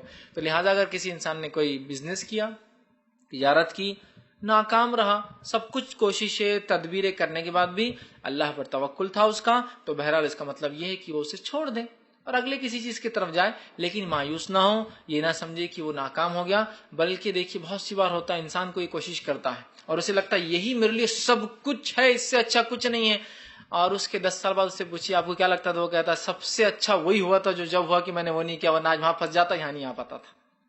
ایک ہی انسان کی دو رائے رہتی، ایک میں نے بزنس کیا سب کچھ لڑا دیا اور ایسا لگا تھا یہ نہیں تو کچھ نہیں دنیا میں. 10 سال گزر گئے اس چیز کو جس مقام پہ وہ تب ہوتا ہے اس سے کوئی انٹرویو لیے کہ بھائی وہ 10 سال پہلے تو آپ ایسے مایوس ہو گئے تھے بزنس میں ایسا سب کچھ نہیں، بولیں گے اچھا وہ ڈوبا تھا، اگر وہ نہیں ڈوبتا تو میں یہ نہیں کرتا اور یہ نہیں کرتا تو اتنی ترقی شاید آج نہ پاتا. تو پہلا کام بھی اللہ پر توکل کے ساتھ، اگلی سٹیپ بھی توکل کی، اللہ اس میں کامیابی نہیں ملی، اگلی کوشش. تو بہرحال ناکامی بھی ایک طرح سے ایک مومن کو کامیابی کی طرف ہی لے جاتی ہے. تو انسان اپنی کوششیں بہرحال کرتا رہے، اور اگر کسی تجارت میں بھائی کو ناکامی ملی ہے تو وہ چھوڑ دے، پھر اللہ پہ بھروسہ کرے، پھر دوسری فیلڈ میں کوشش کرے، وہ فیلڈ شاید ان کے لیے لائق نہیں ہوں گی، اور اللہ تعالیٰ ہی بہتر جانتا ہے کہ اس نے ہمارے لیے کہاں اور کیسا رزق لکھا ہے. اور اللہ تعالیٰ واقعی میں جب عطا کرنے پہ آتا ہے انسان کو تو بہرحال انسان جو ہے اس سے وہ ہو جاتا ہے، پریشان ہوتا ہے، مطلب تعجب میں ہو جاتا ہے کہ اللہ کہاں سے دے رہا ہے. اور جب اللہ تعالیٰ روک لیتا ہے وہ اس کی مرضی، مشیت اور اس کی حکمت ہوتی ہے، تو تب انسان پریشان ہوتا ہے، لیکن وہ بھی اس کے لیے خیر ہی ہوتا ہے، اس لیے کہ اللہ اس کو ایک اگلے مشن کے لیے، ایک اگلے بڑے کام کے لیے بہرحال تیار کرتا ہے اس کو، ٹھیک ہے، اس کے لیے. تو بہرحال وہ مایوس نہ ہو بلکہ اگلا اسٹیپ لے، وہ چیز کو چھوڑ دے اور آگے کام جو ہے دوسرا بزنس یا کچھ وہ تلاش کرے. جی السلام علیکم.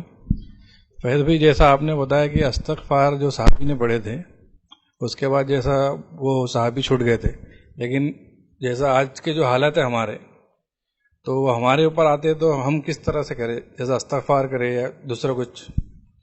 میں نے ایک اچھا سوال کیا کہ اس صحابی کو جس کو دشمنوں نے گرفت میں لے لیا تھا، شکنجے میں لے لیا تھا، جیل کی جو ہے وہ قید میں، اور خاص طور سے روایت میں الفاظ ہیں ان کو، چونکہ کبھی کیا ہوتا ہے جنگوں کی حالت میں جیل فل ہو جاتے ہیں، جیل میں رکھنے کا موقع نہیں ہوتا، تو لوگوں قیدیوں کیا کرتے سلاخوں میں باہر باندھ کے رکھتے کئی زمانے تک، پھر جیل جیسے سے خالی ہوتی ہے نئے جیل بنتے ہیں تو ڈالا جاتا ہے، یا کبھی ان کو مار دیا جاتا ہے جنگی قیدیوں کو، یہ سلوک ہوتا ہے ان کے ساتھ. تو بہرحال وہ صحابی کو سلاخوں میں، وہ جیل میں تو نہیں تھے لیکن سلاخوں میں باندھ دیے گئے تھے جیسا عام طور سے قیدیوں کو باندھا جاتا ہے، تو انہوں نے استغفار کیا. تو بہرحال آج کے حالات میں ہمارے لیے اس میں کیا نمونہ ہے، تو دیکھیے صحابی کے جو حالت تھی اس میں والدین تو کوئی کوشش کر ہی نہیں سکتے تھے، کیونکہ تو 2 ملکوں کا مسئلہ تھا، ان کو رومی پکڑ کے لے گئے تھے شام، اور شام ان کی حکومت تھی، مطلب ایک طرح سے ایک ملک کے کسی سپاہی کو دوسرے ملک والوں نے پکڑ لیا تو ہم تو نہتے ہو جاتے، وہ بھی وار، پرزنر آف وار بولے تو کچھ بھی نہیں ہو سکتا. دوسرے تو بھی بھائی مچھلی والا پکڑا گیا ہمارے ہندوستانی فلاں ملک میں تو ہم کیس کر سکتے، بارڈر کے ادھر کھیتی کرتے کرتے اس کے جانور چلے گئے تھے پکڑ لیا، وہ ایک الگ چیز، لیکن پرزنر آف وار لڑنے آیا تھا نا، مشکل ہوتی ہے. تو یہاں والدین کے پاس دنیاوی کوئی ذریعہ نہیں تھا مدد کا، وہ صحابی کے پاس بھی کوئی مدد کا ذریعہ نہیں تھا دنیاوی اعتبار، چونکہ وہ قیدی ہے اور وہ بھی ایک دوسرے ملک میں ہے اور بیڑیوں کے اندر بالکل باندھے رکھے گئے، تو لہٰذا انسانی سطح پر کوئی کوشش نہیں کی جا سکتی تھی دونوں طرف، ورنہ کوئی پھر اس روایت کو لے کے بولیں گے دیکھو اس میں کیا تھا، استغفار کے علاوہ کیا کیا. اس میں چونکہ کوئی کوشش کا ذریعہ دونوں کے پاس نہیں تھا، آخری اور ایک ہی ذریعہ جو تدبیر، جو کوشش اور جو عمل وہ کر سکتے تھے وہ کیا تھا، جو آپ سب کو جب پوچھا گیا کہ ہم کیا کریں تو آپ نے فرمایا استغفار کی کثرت کرو.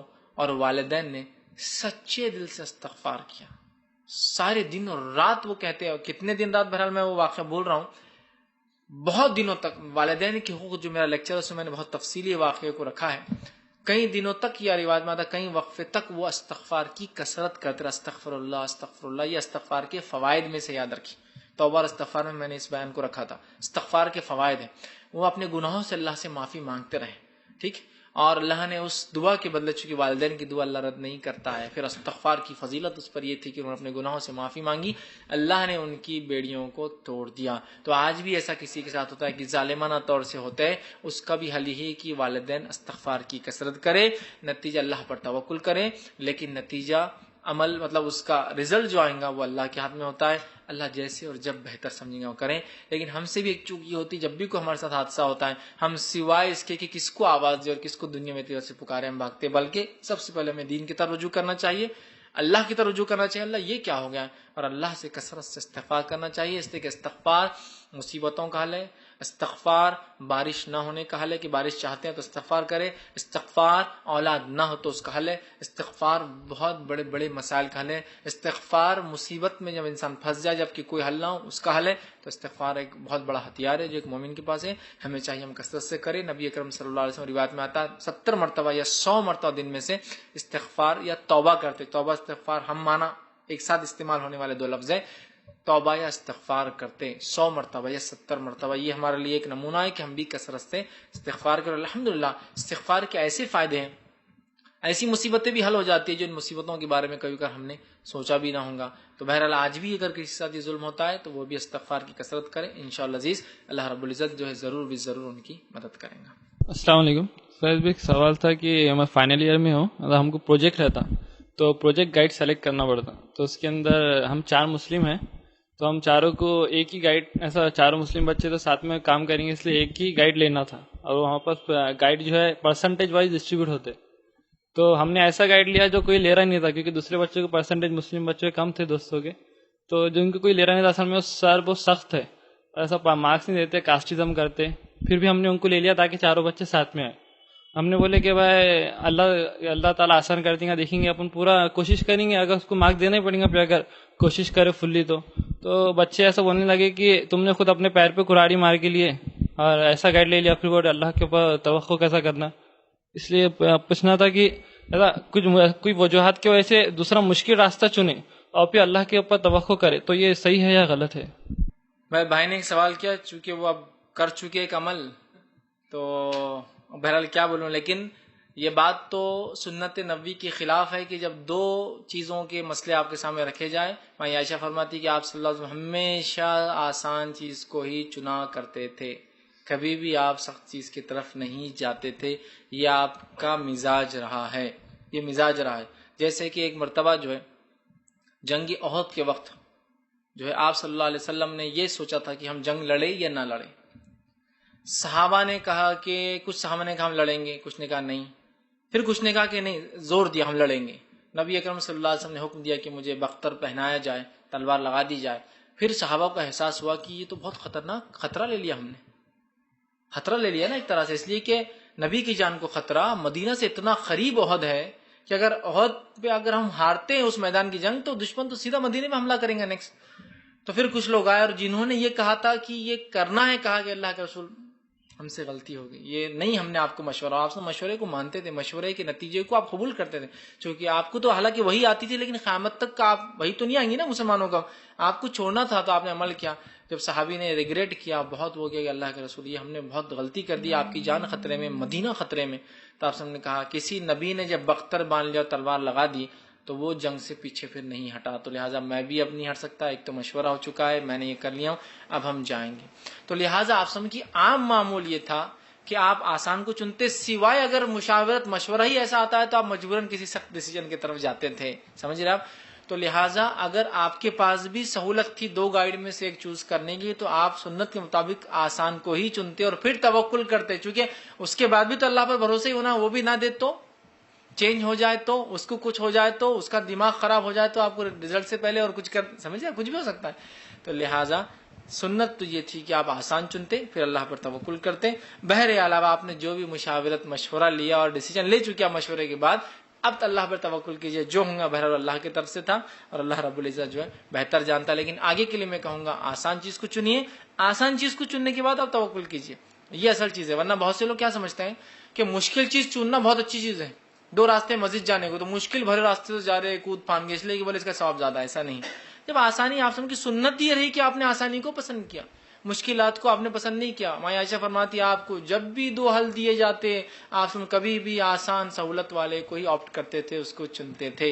یہ آپ کی سنت تھی. تو لہٰذا بہرحال چونکہ آپ نے مشورہ کیا اور وہ ڈیسیجن لے لیا ہے, لیکن میں یہی کہوں گا کہ جب بھی آپ کو ڈیسیجن کا موقع ہے آسانی کو چنیں اور اس کے بعد بھی توکل کریں. لیکن اب آپ نے جو بھی چن لیا ہے اللہ پر توکل کریں اور اس کے بعد دنیا بھی جو کوشش ہوتی ہے بہرحال اپنی آپ کرتے رہیں. اور تھا کہ اگر ریزلٹ فیل ہوا, ہم جو کوئی کام کر رہے ہیں اس میں فیل ہو گئے, تو ایسا اپن ریزن دیکھتے کہ بھائی کیوں فیل ہوئے کر کے, اس کے اندر اپنی کو ایسا پڑھا ہی ہے, فیل ہو گیا ایگزام میں, بولے 6 گھنٹے کے بولے 7 گھنٹے میں پڑھتا تو ضرور پاس ہو جاتا, اپنی کو زیادہ پڑھنا پڑے گا. تو ایسا لوگ بولتے کہ بھائی آپ فیل ہو گئے, اب تم کہیں کو دیکھ رہے اللہ کی مرضی تھی یہ ہونا ہی تھا, تو ایسا پچھلا آپ ریزلٹ مت دیکھو کہ کس وجہ سے ہوا سدھار کے لیے.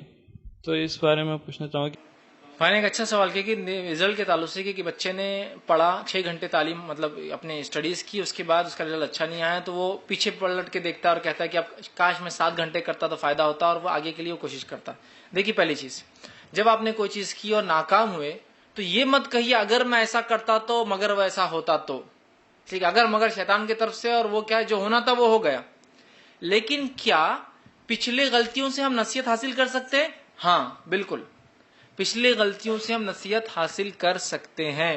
ہم کو رسول اللہ صلی اللہ علیہ وسلم کی زندگی میں, ہم کو صحابہ کی زندگی میں, ہم کو تابعین کی زندگی میں ملتا ہے کہ انہوں نے پچھلے جنگوں سے, پچھلے محرکات سے, دشمن کی پچھلی چال بازیوں سے نصیحت حاصل کی. نتیجے کو یہ نہیں کہا اگر ہم ایسا کرتے تو ایسا ہوتا, اگر ہم ایسا کرتے, نتیجے کو قبول کیا, لیکن پچھلے واقعات سے عبرت حاصل کر کے اگلے چیزوں کے لیے انہوں نے تیاری کی.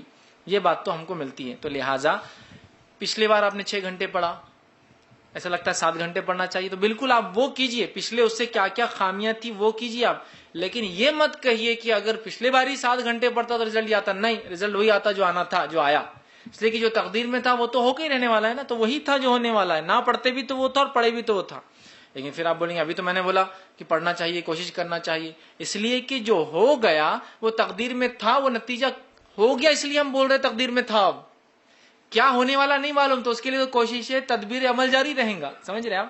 تو لہٰذا پچھلے رزلٹ سے, پچھلی خامیوں سے نصیحت حاصل کرنا درست ہے, لیکن اگر مگر کرنا اس معاملے درست نہیں. اگر میں جلدی جاتا تو یہ ہوتا, اگر ان کو جلدی لاتے تو بچ جاتے, اگر ایسا ہوتا تو یہ نہیں ہوتا, اگر انہیں ایسا کرتا تو آج یہ یہاں ہوتا, اگر ہمارے ابا یہ نہیں کرتے تو آج ہم ہاں ہوتے, اگر ہمارے دادا سے غلطی نہیں ہوتی تو آج ہم یہاں کے نواب ہوتے, اگر فلاں نہیں ہوتا تو ایسا ہوتا, اگر تو نے ایسا نہیں کیا ہوتا تو میرا بچہ زندہ ہوتا, اگر تم نے فلاں کی ہوتی تو وہ گاڑی میری تھی, اگر میں جلدی رشتہ بھیجتا تو لڑکی سے شادی میری پہلے ہوتی, اگر بہت ساری چیزوں میں اگر مگر کنٹینیو چلتے رہتا. جو ہونا تھا وہ ہو گیا. ہاں پچھلی بار غلطی یہ ہوئی تھی اپنے سے, اپنے یہ چیک نہیں کیے تھے, اب کیا کریں گے, وہ تو رزلٹ قبول ہے ہم کو اللہ نے جو کیا, اب لیکن غلطی نہیں. پچھلی تجارت میں مسئلہ یہ ہو گیا تھا کہ فلاں فلاں, یہ نہیں. پچھلی بار پروگرام کے اندر یہ ایشوز ہو گئے تھے, اب کیا ہوتا ہے, وہ نہیں کہ اگر پچھلے بار یہ ہوتا تو ہم, وہ نہیں, وہ ختم ہو گیا, وہ جو ہونا تھا ہو گیا. اب ہم کیا کر سکتے ہیں اس بار کے لیے, پچھلی غلطیوں سے نصیحت حاصل کرنا, اس میں کوئی نہیں. صحابہ سے, تابعین سے بہت ساری مثالیں ہیں کہ جب انہوں نے فارس سے جنگیں کی, جب انہوں نے شام میں جنگیں ہوئی, انہوں نے ان جنگوں سے نصیحتیں حاصل کی اور اگلی بار کے لیے تیاریاں اسی مضبوط اعتبار سے کی. لیکن کبھی بھی ان فیصلوں کو اگر مگر نہیں کیا کہ ایسا ہوتا تو خالد جلدی آتے تو فلاں ہوتا, عمر ایسا فیصلہ, تو وہ جو ہو گیا وہ ہو گیا. لیکن اگلی بار کے لیے انہوں نے فیصلے جو ہے مضبوط اور بہترین لیے. تو لہٰذا آپ بھی اپنے ایجوکیشن میں اگر ہوتا ہے 6 آورز پڑھنے سے آپ کا رزلٹ ایسا آیا, 7 پڑھتے تو ٹھیک تھا, تو آپ اس واقعے سے, اس پچھلے اس ایکسپیرینس سے کنکلوژنز تو آپ نکالیے, لیکن اگر مگر فیصلہ جو وہ ہونا تھا وہ تو ہو گیا, اس پہ مت کیجیے, لیکن اس سے کچھ نصیحتیں حاصل کر کے اگلی بار کے لیے تیاری کرنے میں انشاءاللہ عزیز کوئی اس میں حرج نہیں ہے, اور یہ سنت بھی ہے. السلام علیکم. عنوان سے ہٹ کے سوال ہے کہ میں جو ہے ایک ویلیویشن کے آفس پہ کام کرتا ہوں.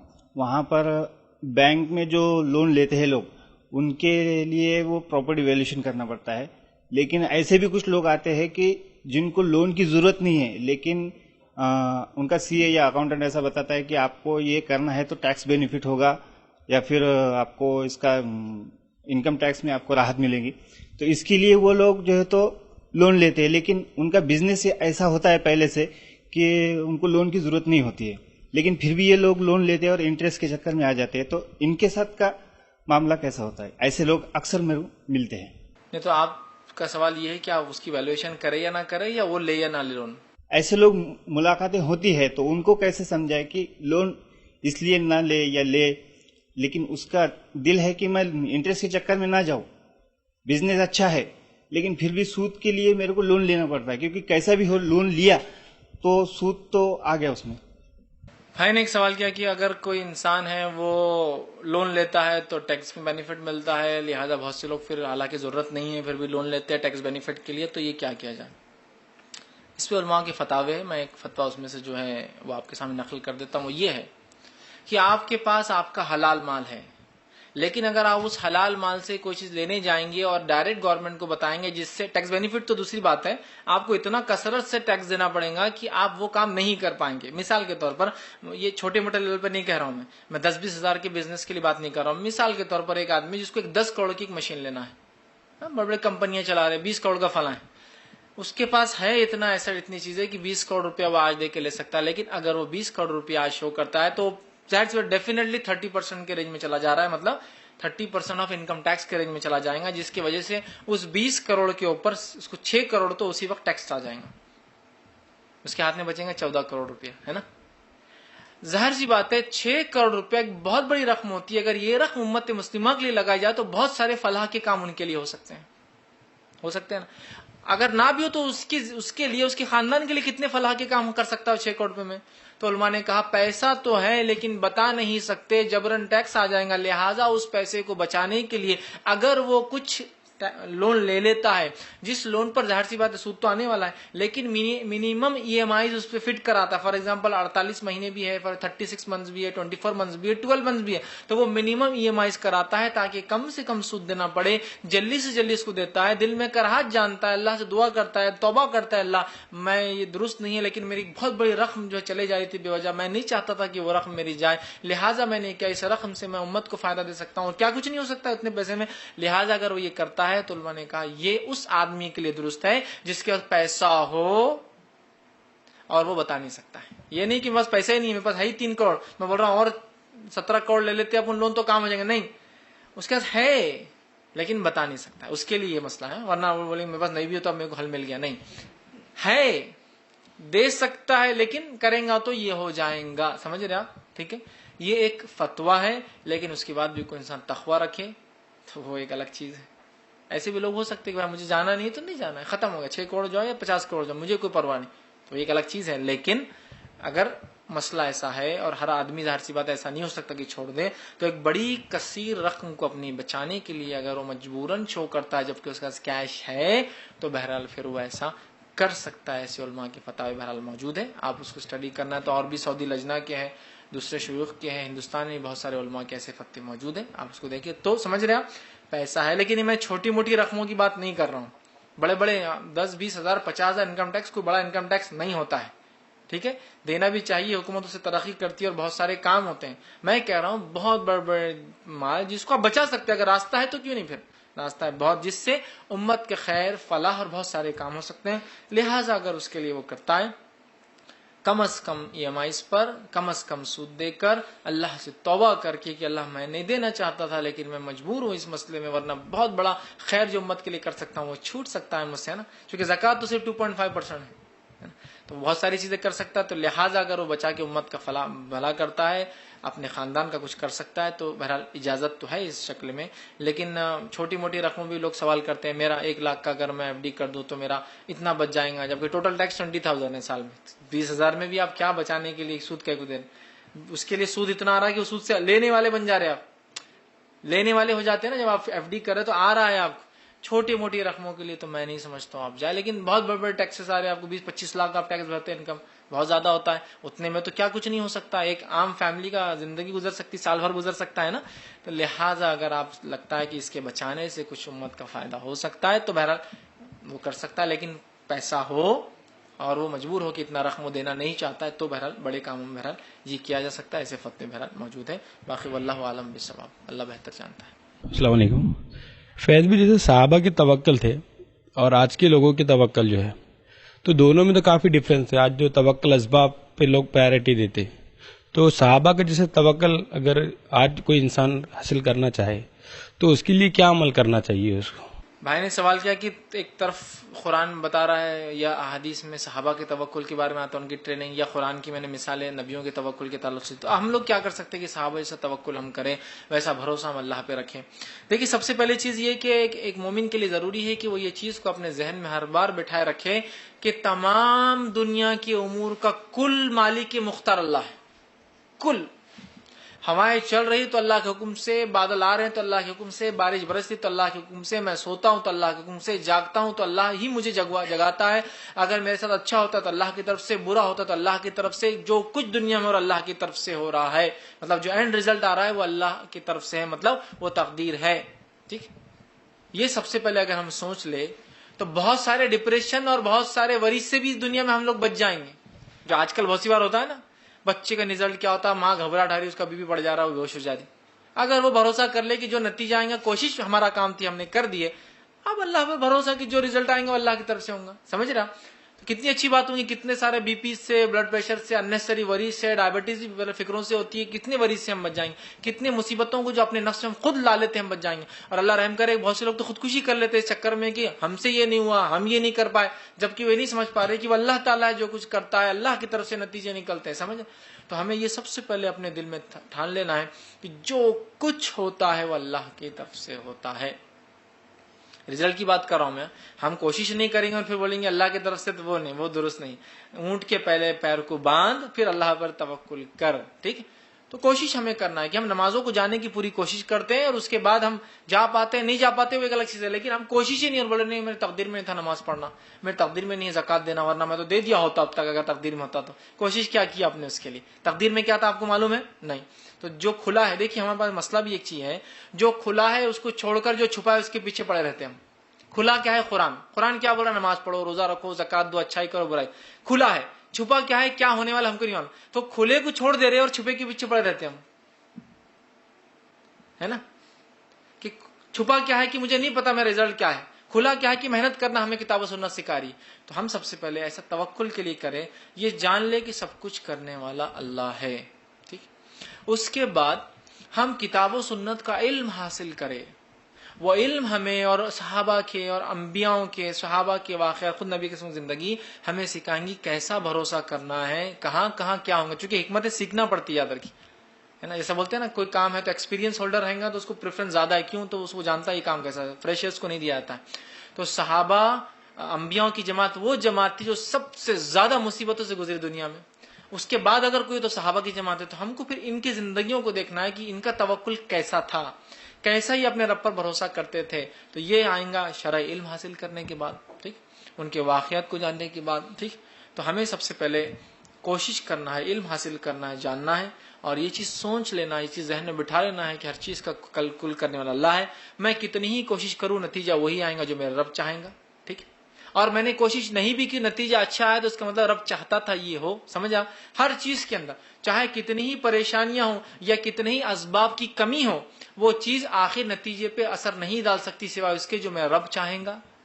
ہے نا؟ ہوتا ہے نا کبھی آدمی بہت کم اسباب میں بہت بڑے کام کر لیتا ہے. سبب ایک بہترین چیز ہے، یاد رکھیے سبب کو ہم چھوڑ نہیں رہے، کوشش کے اندر شامل ہے، عمل کے اندر سبب شامل ہے. ٹھیک، تو ہم سب کچھ کر لے، اس کے بعد یہ بھروسہ کرے کہ نتیجہ کس کے ہاتھ میں ہوگا؟ اللہ تعالیٰ کے ہاتھ میں ہوگا. ہے نا؟ تو بہرحال یہ اصل چیز ہے. تو ہمیں اسٹڈی کرنا ہوگا، علم حاصل کرنا ہوگا. دوسرا یہ چیز اپنے ذہن میں بٹھانی ہوگی، ہر چیز اللہ کرنے والا ہے. تو خود بخود پھر آدمی میں ایک کیفیت ڈیولپ ہوتی ہے. اور اس کو نفی کرنے والے جو خیالات شیطان ڈالتا ہے، نفی کرنے والے، جیسا کہ تم کاش پڑھتے تو آج یہ ہوتے، بہت سی بار ہوتا نا، جب تمہارے ابا محنت کرتے تو آج تم بھوکے نہیں رہتے. تو یہ نفی، یہ جو خیالات آتے ہیں اس کو فوراً نکالنا اور شیطان کو جواب دینا ہے کہ جو ہونا تھا ہو گیا، میرے رب نے جو چاہنا تھا وہ چاہ لیا، مطلب وہ ہو گیا. اور آج جو جیسے بھی ہمیں یہ اللہ کی طرف سے، اور ہم اس معاملے میں مطمئن اور خوش ہے اس کیفیت. ٹھیک ہے، تو جتنے نفی والے خیالات آتے ہیں توکل کے اگینسٹ، ان خیالات کو اپنے دل سے نکالنا ہے. لیکن یہ بات بھی صحیح ہے کہ ہم کچھ کوشش نہ کریں، کچھ بھی نہ کرے اور بولے اللہ پر بھروسہ ہے اور پھر بعد میں ملامت اور یہ کرے، وہ درست نہیں ہوگا. بلکہ کوشش سب کچھ کرنے کے بعد جو بھی ہو اس معاملے کو پھر اللہ کی طرف چھوڑ دیں. اور نبی اکرم صلی اللہ علیہ وسلم کی زندگی جیتی جاگتی مثال ہے. میں ہر بار میں جن لوگوں کے ساتھ اٹھتا ہوں، بیٹھتا ہوں، رہتا ہوں، کام کرتے دیکھتا ہوں، یہ بات ہمیشہ کہتا ہوں کہ ہر چیز کو سب سے اچھے انداز سے کوشش کر کے کیا کرو اور باقی نتیجے کو پھر اللہ پہ چھوڑ دیا کرو. ہم مسلمانوں میں کوتاہی ہے کہ ہم کرتے نہیں اس کو جیسا کرنا چاہیے، اور بعد میں پھر ہم مسلمان ہیں بول کے یہ ہو رہا، ہم مسلمان ان کے وہ ہو رہا. ویسا نہیں ہوتا ہے. کیا ہم جانتے نہیں کہ مسلمانوں سے زیادہ بھی پارشلٹی اور ظلم قوم پر ہزاروں سالوں سے یہاں ہندوستان میں ہوتا آیا ہے؟ جن کو نہ کپڑے پہننے کا حق تھا، نہ جن کو راستوں پہ چلنے کا حق تھا، ان کی حالت بھی تو ایسی اس سے بدتر ہے. اور ہم کو تو بھی ریسپیکٹفلی کہیں لیا جاتا، ان کو تو نام بھی برے برے دیے جاتے ہیں. تو کیا وہ شکار نہیں ہے ظلم کی؟ ہے وہ بھی. لیکن ہمارے پاس تو قرآن ہے، ہمارے پاس نبی کا نمونہ ہے، ہمارے پاس سب کچھ ہے. ہم اپنے کام میں سب سے پرفیکٹ ہو جائے، اپنی کوششوں کو اپنے اسباب اللہ نے جتنے دیے ان اسباب کے فلسٹ یوز کے اندر لا لے. اللہ نے سہولت دی ہے وقت کی، مال کی، تو خوب پڑھ لے، خوب لکھ لے جو ہو سکتا ہے. میں یہ نہیں کر رہا ہوں کہ خوب پڑھنے سے خوب مال ملے گا، ہو سکتا ہے نہیں بھی ہو سکتا ہے، وہ اللہ کا معاملہ ہے. خوب کر لے اور اس کے بعد توکل اللہ، جو ہوں گا اللہ ہم نے پڑھے. رزق جب تیرا معاملہ دینا، دیں گا بھی تو ٹھیک، کم دیں گا بھی تو خوش، زیادہ دیا بھی تو خوش. تو ہاں اپنی صلاحیتیں لگا دے، صلاحیت لگانے کے بعد پھر اللہ پہ توکل کریں. اور جتنے نفی والے خیالات آتے ہیں نا، نفی جو توکل اللہ کے خلاف ہوتے ہیں، ان نفی والے جو خیالات کو جواب دے، وساوس جس کو بولتے ہیں، ان کو جواب دے اور ان کو اپنے آپ سے نکالے. تو انشاءاللہ عزیز ہمارا بھی ایک توکل ڈیولپ ہوگا. اور پھر جب ہم توکل کو ڈیولپ کریں گے اور اس سے نتیجے نکالیں گے، اپنے زندگیوں پہ غور کریں گے. جیسا کہ مثال کے طور پر ہم نے اللہ پہ بھروسہ کیا اور ایک کام کیا، لگ رہا ہے دنیا میں اعتبار سے کہ یہ ٹھیک نہیں ہے، لگ رہا ہے، لیکن کل ہم ہی ہوں گے، اگلے سال 2 سال بعد کہیں گے کتنا اچھا ہوا، وہ نہیں ہوا. آج میں یہاں جو ہوں نا، وہ نہیں ہونے کی وجہ سے یہاں ہوں. سمجھ رہے آپ؟ ہر کسی کا ایکسپیرینس، لائف ایکسپیرینس، جو عمر کے ایک آگے کی مرحلے 50-60 سال کے لوگ ہیں، ان سے پوچھیں ان کی زندگی کے حالات، وہ برابر بتائیں گے میں یہاں جاب کو جا رہا تھا، میرے کو لگا یہ سب سے اچھی ہے، وہ نہیں آتا ہے، پھر دوسری جگہ چلا گیا. آج میں خوش ہوں کہ میں نے وہ نہیں کیا، ورنہ وہ کرنے والے لوگ وہی ہیں اور میں آج یہاں پہنچا. یہ ہے توکل، یاد رکھ، یہ اصل چیز ہے. تو انسان ہر اس پہ خوش رہے. نفی جو کرتے توکل کو، اس کو جواب دے کہ نہیں یہی ہونا تھا میرے ساتھ، یہ ہوا، آگے کے لیے میں کوشش کروں گا پچھلے نتیجوں کو دیکھ کر، لیکن پچھلے کے لیے میں کوئی مایوس نہیں ہوں، اپنا دل چھوٹا نہیں کرتا ہوں. اور آگے کے لیے بھی مجھے کوئی گھبراہٹ نہیں ہو، میں پریشان نہیں ہوں دنیا کے اعتبار سے کہ کیا ہوگا.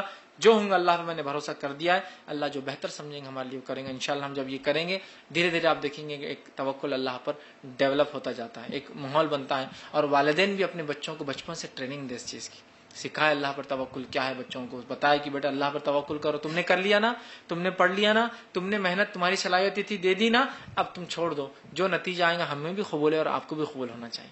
یہ ہو تو پھر بچے بھی ڈپریس نہیں ہوں گے. ورنہ رزلٹ آنے سے پہلے پورے ماں باپ چاہتے بچے میرٹ میں آئے، سب ماں باپ چاہتے بچے میرٹ میں آئے، سب بچے پریشان ہیں اپنے اینڈ ریزلٹ سے، ہے نا. توکل نہ والدین میں، توکل بچوں میں. چھوٹی چھوٹی چیزوں دیکھی ظاہر ہوتا ہے، نہ والدین میں توکل ہے نہ بچوں میں توکل ہے. بچے پریشان ہیں، والدین نہیں پریشان. اب سب اندازہ لگائیے، سارے بچے اگر میرٹ میں آ جائیں گے تو پورے ہی MBBS کے بعد آپ کو جو ہے کورسز کھولنا پڑیں گے، تو باقی وہ کیا کریں گے؟ دنیا کے باقی کام کون کریں گا؟ سمجھ رہے آپ؟ نیچرل ہے. والدین بھی توکل کرے کہ بچوں محنت کرے، میرے بچے کی صلاحیت ہے، اللہ پہ توکل، اب جو نتیجہ ہے ہم کو قبول ہے. بچوں کو بھی سکھا، بیٹا آپ نے کوشش کی، جو آپ کے پاس تھا بس اب اطمینان کر لیجیے، اللہ پر بھروسہ دو. والدین بھی بچوں کو بچپن سے تربیت دے، توکل کیا ہے بتائے اپنے زندگی سے، اپنے عمل سے.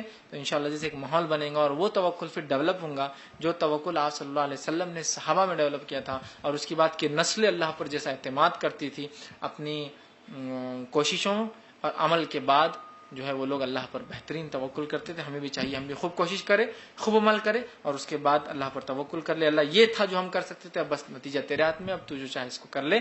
اور اس بات کا ایمان کے ساتھ کہ ہماری کوششوں کا کوئی اس میں دخل نہیں ہے، اللہ جو چاہیں گا وہ نتیجہ نکال کے لائیں گا. ہوتا ہے نا کبھی ہم کتنی بھی کوشش کر لیں نتیجہ حق میں نہیں آتا، اور کبھی بغیر کوشش کے بھی آ جاتے ہیں نا. تو بہرحال اس بات کو ذہن میں رکھتے ہوئے کریں تو ایک ماحول بنے گا اور پھر ہم بھی ویسے توکل کرنے لگیں گے جیسے توکل صحابہ کا ہے. اور ویسے جیسا توکل کی مثال صحابہ کو اللہ کے رسول نے دی کہ تم ویسا توکل کرو جیسا پرندے کرتے ہیں کہ صبح خالی پیٹ جاتے ہیں، شام بھر پیٹ آتے ہیں، تو اللہ بھی تمہیں ویسی روزی دیں گا جیسا ان کو دیتا ہے. تو ہم بھی کوشش کریں کہ ہم توکل کریں جیسا صحابہ نے کیا، جیسا اللہ کے رسول کا پرندوں کے جیسا ہم بھی توکل کریں کہ اللہ پہ بھروسہ کیا، رزق دینے والا ہے. ہم کوشش کریں گے صبح اٹھ کے گھر سے نکلیں گے، جائیں گے، اللہ خالی پیٹ تو نہیں لائیں گا، انشاءاللہ بھر پیٹ ضرور واپس آئیں گے انشاءاللہ. جیسے شراب کے تعلق سے جو ہے کہ شراب بیچنا پینا سب حرام ہے، تو جیسے گٹکا ہے تو اس کو کچھ لوگ بولتے ہیں کہ وہ مکروہ ہے، تو ایسے مولانا لوگ بھی اس کا کاروبار کرتے، اس کا کاروبار کیسا ہے؟ جیسے بڑے بڑے ٹپیا بھی مسلمان کرتے اس کو، اس کا کاروبار کرنا کیسا ہے؟ دیکھیے بھائی نے سوال کیا کہ جو ٹوبیکو کا بزنس، تمباکو کا کاروبار کرنا کیسا ہے، چاہے وہ کسی بھی شکل میں ہو، کھایا جاتا ہو، پیا جاتا ہو، دھوئیں کی شکل میں ہو، نگلا جاتا ہو، ناک میں ڈالا جاتا ہو، یا بہت ساری شکلیں ہوتی ہے جس پہ تمباکو انسان جو ہے اپنے آپ کو اس کو وہ کرتا ہے، ایڈکٹ ہوتا ہے. تو کیا اس کی تجارت درست ہے؟ دیکھیے میں تو بہرحال بہت سادے الفاظ میں کہتا ہوں اور وہ فتووں کی طرف اور وہ میں بحث میں نہیں جانا چاہتا، ورنہ بڑے بڑے علماء کے فتوے موجود ہے کہ وہ حرام ہے، لیکن اس کے بعد بھی لوگ بحث مباحثے سیدھا تو نہیں ہے نا، ظاہر تو نہیں ہے نا، رسول کی زبانی ثابت تو نہیں ہے نا، صحابہ کی زبانی ثابت تو نہیں ہے نا، بڑے بحث لاتے ہیں۔ میں ایک معمولی سوال کرتا ہوں اس کے تعلق سے کہ آپ میرے گھر آئیں اور آپ میرے گھر آنے کے بعد میں آپ کو ایک چائے کا کپ لا کر دیتا ہوں اور کہتا ہوں یہ چائے پیجیے، اس پہ لکھا ہوا ہے اس چائے پینے سے آپ کو کینسر ہو سکتا ہے، ہو سکتا ہے جی، ہوں گا تھوڑی پیو، آپ وہ چائے پیتے کیا؟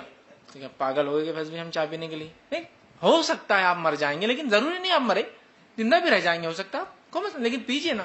آپ کہیں گے نہیں تمباکو کی کوئی اشیاء بتائیے جہاں لکھا ہوا ہے کہ تمباکو کھانا بالکل سیف ہے، آپ بالکل کھا سکتے ہیں، اس سے صحت میں اضافہ ہوگا، آپ کی کیپیبلٹیز بڑھ جائیں گی، آپ کی صحت اچھی ہو جائیں گی، آپ کی سانس کلیئر ہو جائیں گی، آپ کا فلاں اچھا ہو جائے گا، آپ کا دماغ ریلیکس ہے، کوئی ایک بتائیے، ہے نا؟ Tobacco chewing, tobacco smoking is injurious to health, it may cause cancer, ہے نا؟ یہ لکھا ہوا آتا تھا، گورنمنٹ نے دیکھے، لیکن بھائی ہندوستان میں لوگ اتنے پڑھے لکھے نہیں ہیں، اتنے پڑھے لکھے نہیں ہیں، تو انہوں نے بولے نہ کوئی اتنے پڑھے لکھے نہیں ہے تو ان کو تصویروں سے بتائیں گے اپن، کٹا ہوا گال، مطلب پہلے تو انہوں نے کیا کہ بچھو اتارا تو ان کو لگا بچھو کا اتارے کیا، وہ بھی نہیں سمجھا، نہیں سمجھا انڈین مسلم، تو وہ بھی گورنمنٹ نے کری کہ اب کیا کی کمپلسری فوٹوز ڈالو، لائیو فوٹوز، پھر انہوں نے کیا کیے ایکس رے دینا شروع کیے، پورے پھیپڑے خراب ہوئے، وہ بھی نہیں سمجھا، تو اب تو لائیو فوٹوز دیے، آنکھوں کو چھپا دیتے ہیں اور ایک گال پورا پھٹا ہوا، کسی کا دانت سڑا ہوا دے رہے تاکہ دیکھو بھائی یہ ہو سکتا تمہارے ساتھ بھی ہو۔ کچھ اسٹیٹس تو بین بھی کر دی انڈیا کی، اس کے گورنمنٹ بین کر رہی ہے، اس حکومت، جس سے ان کو اتنا ریونیو جنریٹ ہو رہا، اور ہم مسلمان ابھی بھی شک میں مکروہ ہے یا حرام ہے، ہم ابھی شک میں۔ اگر یہ مکروہ ہے، مکروہ کس کو کہتے ہیں؟ کبھی کبھار ہو جائے تو، میں ابھی قرآن کی اصطلاح میں نہیں جا رہا، ورنہ مکروہ مطلب ڈبل حرام، وہ ایک الگ چیز ہے، لیکن ہم جو مکروہ لیتے ہیں کبھی کبھار کر لیا جائے تو، اگر یہ مکروہ ہے یا اچھی چیز ہے، ایسا بہت سے لوگ مکروہ کس کو کہتے ہیں؟ میں فقہ کی اصطلاح میں کہتا ہوں، فقہ کی اصطلاح مکروہ عمل کہتے ہیں، یا اس چیز کو جس کے بارے میں شک ہو، تو لہذا کبھی کبھار ہو جائے تو ٹھیک ہے، ہمیشہ کی اجازت نہیں ہوتی مکروہ۔ اب مکروہ ہے دن میں 25 بار مکروہ، کبھی ہو جائے تو اس کو بولتے ہیں مکروہ۔ کراہت والا عمل ٹھیک نہیں ہے لیکن مجبوراً کر لے تو اس کو کہتے ہیں مکروہ، کراہت سے جو عمل کیا جاتا ہے، مکروہ بول کے 25 ٹائم، یہ کون سی اصطلاح ہو؟ ٹھیک، کچھ تو یہ کہ مکروہ بھی نہیں ہے، درست ہے، کوئی مسئلہ نہیں ہے۔ تو میں سوال کرتا ہوں کبھی صدقات میں بھی آپ دیا کیجئے، سگریٹ کا ڈبہ صدقہ آپ کو ایک میری طرف سے، وہ بیچارہ غریب ہے، اس کو آپ کے زکات میں سگریٹ کے ڈبے بانٹا میں نے پورے غریبوں کو، جتنے لوگ وہاں تھے ہمارے ایریا میں، اگر یہ درست ہے تو یہ بھی تو ہونا چاہیے نا کہ ہمارے ایک دوست آئے تھے، ان کو میں نے جو ہے تمباکو دیا تحفے کے اندر، اگر درست ہے تو ایسا بھی ہونا چاہیے، صدقے میں دینا چاہیے، تحفے میں دینا چاہیے، ہے نا؟ ہوتا ہے کیا؟ نہیں، اس کا بچوں کو نہیں، گورنمنٹ نے ایک ایج بنائی، اس ایج کے بعد کھا سکتے ہیں، ہے نا؟ بہت سارے اسٹیٹ انڈیا کے بین کر رہے ہیں، مت کھاؤ، ابھی بین ہے نا ہمارے پاس، مہاراشٹر میں ابھی بھی بین چل رہا ہے۔ میں نے دیکھا بہت سی جگہ بڑے بڑے ٹائر رکھے ہوئے دکانوں کے اوپر، ٹائر کا کیوں رکھے؟ تو وہ بیچارہ ایسا بڑا سل بتہ لے کے وہ ٹائر پہ پیس رہا، بولے وہ بند ہو گیا نا پوڑی، تو بولے میرے کو دن بھر بنانا پڑا۔ کچھ لوگ بڑے بڑے گرائنڈرز لا لی، چونکہ گورنمنٹ نے پوڑی بنائی، اب کیا ہے گورنمنٹ کو بھی چونکہ ریونیو جنریٹ ہوتی ہے، ان کو بھی کوئی مسئلہ نہیں، کتنے لوگ مرتے اور کھاؤ اور مرو، کیا مسئلہ، لیکن کچھ نہ کچھ تو این جی اوز کے پریشر سے انہوں نے وہ کم از کم پوڑی تو بن کی، چونکہ ایزیلی ایکسیسیبل تھی پوڑی سے، کوئی ایج ریسٹرکشن سمجھ میں نہیں آتا، کون لے جائے کتنا کھائے گا کیا کرے گا، کم از کم یہ ٹوبیکو پتہ، حالانکہ ہونا یہ چاہیے، جب اگر پوڑی سے اس سیچیٹ میں جو چیز آتی ہے اس سے اتنا نقصان ہے تو اس کا ریئل کلپریٹ کون ہے؟ تمباکو ہے، تو گورنمنٹ تو تمباکو کی ہر اشیاء کو بند کرنا چاہیے دیکھا جائے تو۔ بہرحال نہیں کہ اس نے ایک چیز کی، ان کے کنٹرول لا رہے، دھیرے دھیرے وہ کریں گے۔ بہت جگہ شراب بھی بین ہے، بہت سارے اسٹیٹس میں، ٹھیک ہے، مطلب انڈیا کی بہت سارے اسٹیٹس میں شراب نہیں ہے، آفیشیلی نہیں بیچی جاتی، لیگل، بہرحال لوگ بارڈرز پہ آ کے پیتے ادھر کے، وہ ایک الگ چیز ہے، ٹھیک۔ تو بہرحال آپ دیکھیے حکومت بول رہی نقصان دہ ہے، اس کو ایک ایج ہونا چاہیے، وہ درست نہیں ہے، اس کے ایڈز کو بین کیا جا رہا ہے نا۔ شراب کے ایڈ آتے ٹی وی پہ، بہت سارے لوگ بیچارے جو جن کو سمجھتا نہیں، بہت سارے بولتے ہیں کہ یہ ایڈ سمجھے کہ میرے کو آخر تک کیا ہے، کہ تو کچھ بھی چلتا ہے، ایڑے تیڑے چلے اور آخر میں آیا تھا رائل اسٹیک ختم، بولتے کیا تھا اس کو نہیں سمجھا بیچارے کا، وہ کہیں تو بازار میں جاتا تھا، ہاں یہ شیشی کا ایڈ آتا اچھی دکھ رہی ہے، لیکن بتاتا نہیں کیا کر رہی ہے نا، نیچے لکھا تھا ڈرنکنگ واٹر، سوڈا، کچھ تو بھی ایسا، شراب چونکہ ڈائریکٹ نہیں، مطلب حکومت بتا رہی ہے کہ ڈائریکٹ نام نہ لیا جائے، وہ کیا چیز ہے نہ بتایا جائے، اتنا ریسٹرکشن دیا ہے، تو اس سے کہیں نہ کہیں سمجھ میں آ رہا نا کہ یہ نقصان دہ، تبھی تو یہ سب ہو رہا ہے اس کے پیچھے، یہ الگ بات ہے گورنمنٹ کی پالیسیز ریونیو جنریشن اور ٹیکسز کے لیے وہ اس کو اجازت دے رہی ہے، لیکن یہ انسانیت کے لیے بہت نقصان دہ چیز ہے. اور دنیا میں جتنی اموات اس سے ہوتی ہے نا تمباکو کے کھانے سے، اتنی اموات تو ایکسیڈنٹ سے بھی نہیں ہوتی دنیا کے اندر. صرف ٹوبیکو چیونگ سے جو اموات ہو رہی ہے، اور اتنے ریپڈ آج کل تو کیسز آ رہے ہیں، اتنے ریپڈ ہیں کہ اللہ رحم کرے. ایک دم بالکل ایسے کہ ینگ بچے جو ہے 25-30 سال کی عمر میں اور دنیا سے چلے گئے. کیوں؟ تمباکو کھانے کی وجہ سے. تو آپ بتائیے یہ چیز کیا درست ہو سکتی ہے؟ میرے گھر کی وہ چائے پیئیں گے کیا آپ؟ بس اتنا بتائیے مجھے. تو میرا سوال ہے پھر جب میری چائے نہیں پئیں گے، اس پہ لکھا ہوا ہے کہ this T can cause cancer, آپ پئیں گے کیا اس چائے کو؟ میری نہیں پئیں گے. یا یہ جو ہے میری کافی جو ہے نہیں پئیں گے نا. تو میرا سوال ہے آپ دیکھ رہے پاکٹ پہ لکھا ہوا ہے اور آپ اس کو کھا رہے ہیں اور پھر بول رہے مکروہ ہے. میں نہیں سمجھتا جس چیز پہ لکھا ہے کہ اس میں زہر اور جان لیوا ہے، اسلام اس کی اجازت دیتا ہو آپ کو کھانے اور پینے کی. سمجھ رہا؟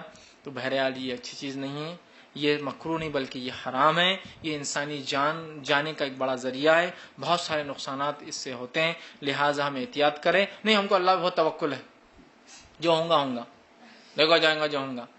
تو کوشش کہاں گئی، تدبیریں کہاں گئی؟ پہلے اسٹیپس بھول گئے نا آپ توکل کیے. کوشش کی نقصان دہ چیز کی طرف نہ جایا جائے. آپ نے کیا حدیث فرمایا؟ دشمن تمہارے سامنے آئے اس کی امید نہ کیا کرو، آ جائے تو پیٹ پھیر کر نہ بھاگو. سمجھ رہے آپ؟ یہ ایک بار ایک واقعہ ہوتا ہے، ایک صحابہ نے کہا حدیث کے الفاظ ہے، بولے آپ لوگ صرف دعوت کی بات کرتے ہیں اور آپ لوگ اللہ کی راہ میں جنگ کی بات نہیں کرتے ہیں. حدیث میں ہے کہ جنت تلواروں کے سائے کے تلے ہے. بہت جوش شد و مت سے وہ بات کر رہے تھے. میں نے کہا بہت اچھی بات، بہت زبردست آپ نے حدیث لائے. ہے حدیث کے الفاظ کی جنت تلوار کے سائے تلے ہے. میں نے کہا چلیے حدیث کو شروع سے پڑھتے ہیں. حدیث کے الفاظ یہ ہیں، دشمن سامنے آ جائے اس کی امید نہ کیا کرو، آ جائے تو پیٹ پھیر کر مت بھاگو اس لیے کہ جنت تلواروں کے سائے تلے ہے. مطلب جب ضرورت پڑے تو مت بھاگو، پھر لڑو، پھر وہی جنت کا راستہ ہے. لیکن خواہش مت کرو ایسا ہم کر رہے. خواہش کر رہے نا، دو جی دو ہاتھ پھر دیکھیں. حدیث میں خواہش مت کرو دشمن سامنے آئے، آ جائے تو ڈٹ جاؤ، ہے نا. تو کوشش پہلے ہے نا. اب ہم کیا کریں؟ اللہ پر توکل. کیا ہوتا دیکھا ہے، موت تو لکھی ہوئی ہے، جب آنا جب آئیں گے. کوشش، مسئلہ وہی ہے نا. کوشش، تدبیر نہیں اس سے پہلے، عمل نہیں اس سے پہلے کہ میں ایسا کوئی کام نہ کروں، دشمن سامنے نہ آ جاؤ، امید نہ کروں. 2 مسئلے دیے جائے تو اس میں سے آسان مسئلے کو چنوں. کوشش پہلے، اس کے بعد جو آئیں گا اللہ پر توکل. تو لہٰذا میں چونکہ تمباکو کا ایک بار ایک صاحب کو میں سمجھا رہا تھا مت کھائی، تو بولے ارے اللہ پہ توکل آپ کا کمزور ہے. بولے جو ہوں گا اللہ جو کریں گا. موت کب ہونے والی؟ بولے بتائیے آپ. بولے موت تو جب لکھی تو بس تمباکو کھا کے مرو یا ویسا مرو. بولے مزہ لے کے تو مریں گے کم از کم. بولے میں نے کہا کوشش تو مسئلہ یہی ہے نا. کوشش آپ کو رزق دیں گا، اللہ پہ بھروسہ ہے، توکل ہے، ہاں ہے. تو یہاں کام کیوں کر رہے؟ گھر میں بیٹھو نہ جا کے. کوشش تو میں وہی تو کہہ رہا ہوں، کوشش. غلط کام مت کرو، اس کے بعد جو نتیجہ اللہ موت کو وہ تھوڑی کہ بھائی 1 سگریٹ نہیں پئیں گے تو 5 منٹ زندگی بڑھ جائیں گے، ایسا تھوڑی ہے. بہت سے لوگ بولتے نہیں مرنا تو تبھی ہے جی، جو ہے وہ مسئلہ نہیں ہے. مسئلہ یہ ہے کہ ہم نے کیا کیا، ہم نے کوشش کیا کی، وہ دیکھا جائیں گا نا. تو بہرحال ہم جو ہے اس سے اوائڈ کریں. اور وہ شریعتاً یاد رکھیے، وہ بہت سخت وہ ہے اور وہ حرام ہے، یاد رکھیے. اور آپ کی بہت سخت حدیثیں ہیں. حدیث کے الفاظ ہے ہر وہ چیز جو چکر لائے وہ حرام ہے. تو چکر مطلب دماغ مارا جا رہا ہے. شریعت کا ایک بہت بنیادی اصول ہے انسان اپنے آؤٹ آف مائنڈ کبھی نہ ہو، اس لیے شراب حرام ہے، اسی لیے جوا حرام ہے. جوے میں کیا ہوتا ہے، آدمی آؤٹ آف مائنڈ جب لگ جاتا تو وہی کھیلتا رہتا، نماز ہو رہی ہے اس کو پرواہ نہیں. جوا ہو گیا. اسی طرح آپ دیکھیے یہ گیمز ہو گئے بہت سارے، جو پانسے آپ نے کہا، پانسے اس لیے کہ 500 میں بھی آدمی اتنا غرق ہوتا ہے کہ اس کو نماز وماز سب بھول جاتا ہے نا. تو دماغ مار دیتی ہے، نشہ دماغ مار دیتا ہے نا. تو بہرحال دماغ میں ہو آدمی، اپنے آؤٹ آف مائنڈ نہ جائے. پہلا اصول ہے، بیسک اصول ہے شریعت کا کہ آؤٹ آف مائنڈ نہیں ہونا، مائنڈ میں رہے. سمجھ رہے؟ تو ہم دیکھ رہے یہ نشہ کیا کرتا ہے، دماغ مار دیتا. نہیں میں تو اتنا بھوسا کھاتا، میرے کو چکر نہیں آئے. نہیں بھائی پہلی بار کھائے تو آئے تھے نا، دوسری بار کھائے تو آیا تھا نا. وہ مانا ہے چکر جس چیز کے کھانے سے آئے وہ کیا ہے، نشہ جو چیز لائے وہ درست نہیں ہے. لیکن اب ہم بات چلا نہیں، بہت ایک عام طور سے چل رہا ہے. ٹھیک. تو بہرحال ہم کو اوائڈ کرنا چاہیے. اور صرف تمباکو نہیں، تمباکو سے ریلیٹڈ جتنی اشیاء ہیں، اس میں جتنی اشیاء ہیں ساری چیزیں. اب میں صرف تمباکو نہیں کہوں، میں کہوں گا اس کے علاوہ ماڈرن قدیم اور جدید جتنے بھی جو کیمیکل نیم سے اور جو لوکل نیم سے پہچانے جاتے ہیں، افیم ہو، گانجا ہو، چرس ہو، یا اس کے علاوہ نئے نئے ناموں سے آج کل جو آ رہے، تمام چیزوں کو ہم چاہے اوقے کی شکل میں آج کل بہرحال فلیور کی تو بات ہوتی ہے، لیکن میں سب وہ ایک بار فلیور، نیکسٹ ٹائم وہ تمباکو کی شکل میں جاتا ہے. یہ تمام چیزوں سے اپنے آپ کو ہم کو بچانا چاہیے، اس لیے کہ عقل مار دیتے ہیں انسان کی حص وہ کرتے ہیں، ایک ایسی لت لگا دیتے ہیں جس لت سے انسان بہت سارے دینی کام بھی نہیں کر پاتا ہے. تو لہٰذا میں تو کہوں گا یہ سخت حرام ہے، ہمیں اس سے بچنا چاہیے. اور رسول کی حدیث جو ہے ہر چکر لانے والی چیز نشہ ہے، نشہ حرام ہے. ایک روایت میں ہے کہ جو ہے ہر نشہ ور چیز خمر کے اصول میں، خمر کے جو ہے اس میں شامل ہے. مطلب خمر کا جو حکم ہے، شراب کا جو حکم ہے، ہر نشہ ور چیز شراب کے حکم میں داخل ہے. مطلب شراب حرام ہے، ہر نشہ ور چیز حرام ہے. ایک روایت میں آپ نے فرمایا نشہ چاہے تھوڑا ہو چاہے زیادہ ہو، نشہ ہے وہ حرام ہے. ایک روایت میں فرمایا اللہ رب العزت نے یہ اپنے نفس پر طے کر لیا ہے کہ میں جہنمیوں میں کچھ ایک گروہ ہوں گا جس کو زین الخبال کا جو ہے یہ جو ہے وہ جو ہے پلاؤں گا. صحابہ نے کہا زین الخبال کیا ہوتا ہے؟ تو کہا جہنمیوں کا خون اور پیپ جو غلاظت نکلیں گی وہ زین الخبال پلاؤں گا. پوچھا گا کس کو؟ تو کہا جو دنیا میں نشہ کرتے تھے، شراب پیتے تھے نہیں، حدیث میں نشہ کرتے تھے. تو نشے میں آگے ہر وہ چیز جو نشاور ہے، چاہے جدید ہو، قدیم ہو، لوکل نیمس ہو، اس کے کیمیکل نیمس ہو، ہمیں چاہیے ہر چیز سے بچے، اس لیے کہ بہت سخت چیز ہے. دنیا اور آخرت کا اس میں صرف نقصان ہے، اس کا کوئی فائدہ نظر ہمیں نہیں آتا ہے. السلام علیکم فیض بھائی، کیسے ہو آپ؟ میرا سوال عنوان سے ہٹ کے ہے اور تھوڑا آپ نے جو جواب دیا اسی کے تعلق سے تھوڑا سا میں چاہ رہا تھا کہ قرآن کی ایسے اماموں کے فتوات، ایسے عالموں کے فتوات ہم جو ہے اپنی زندگی میں لے سکتے ہیں کہ جو ڈائریکٹ قرآن کے آیتوں کے خلاف. جیسے آپ نے بیعت کے تعلق سے قرآن کی سیدھی آیت ہے کہ بیعت ہم نے تم پہ حرام کر دیا، اگر پھر بھی اگر تم لیتے ہو تو پھر اللہ اور اس کے رسول سے جنگ کے لیے تیار ہو جاؤ.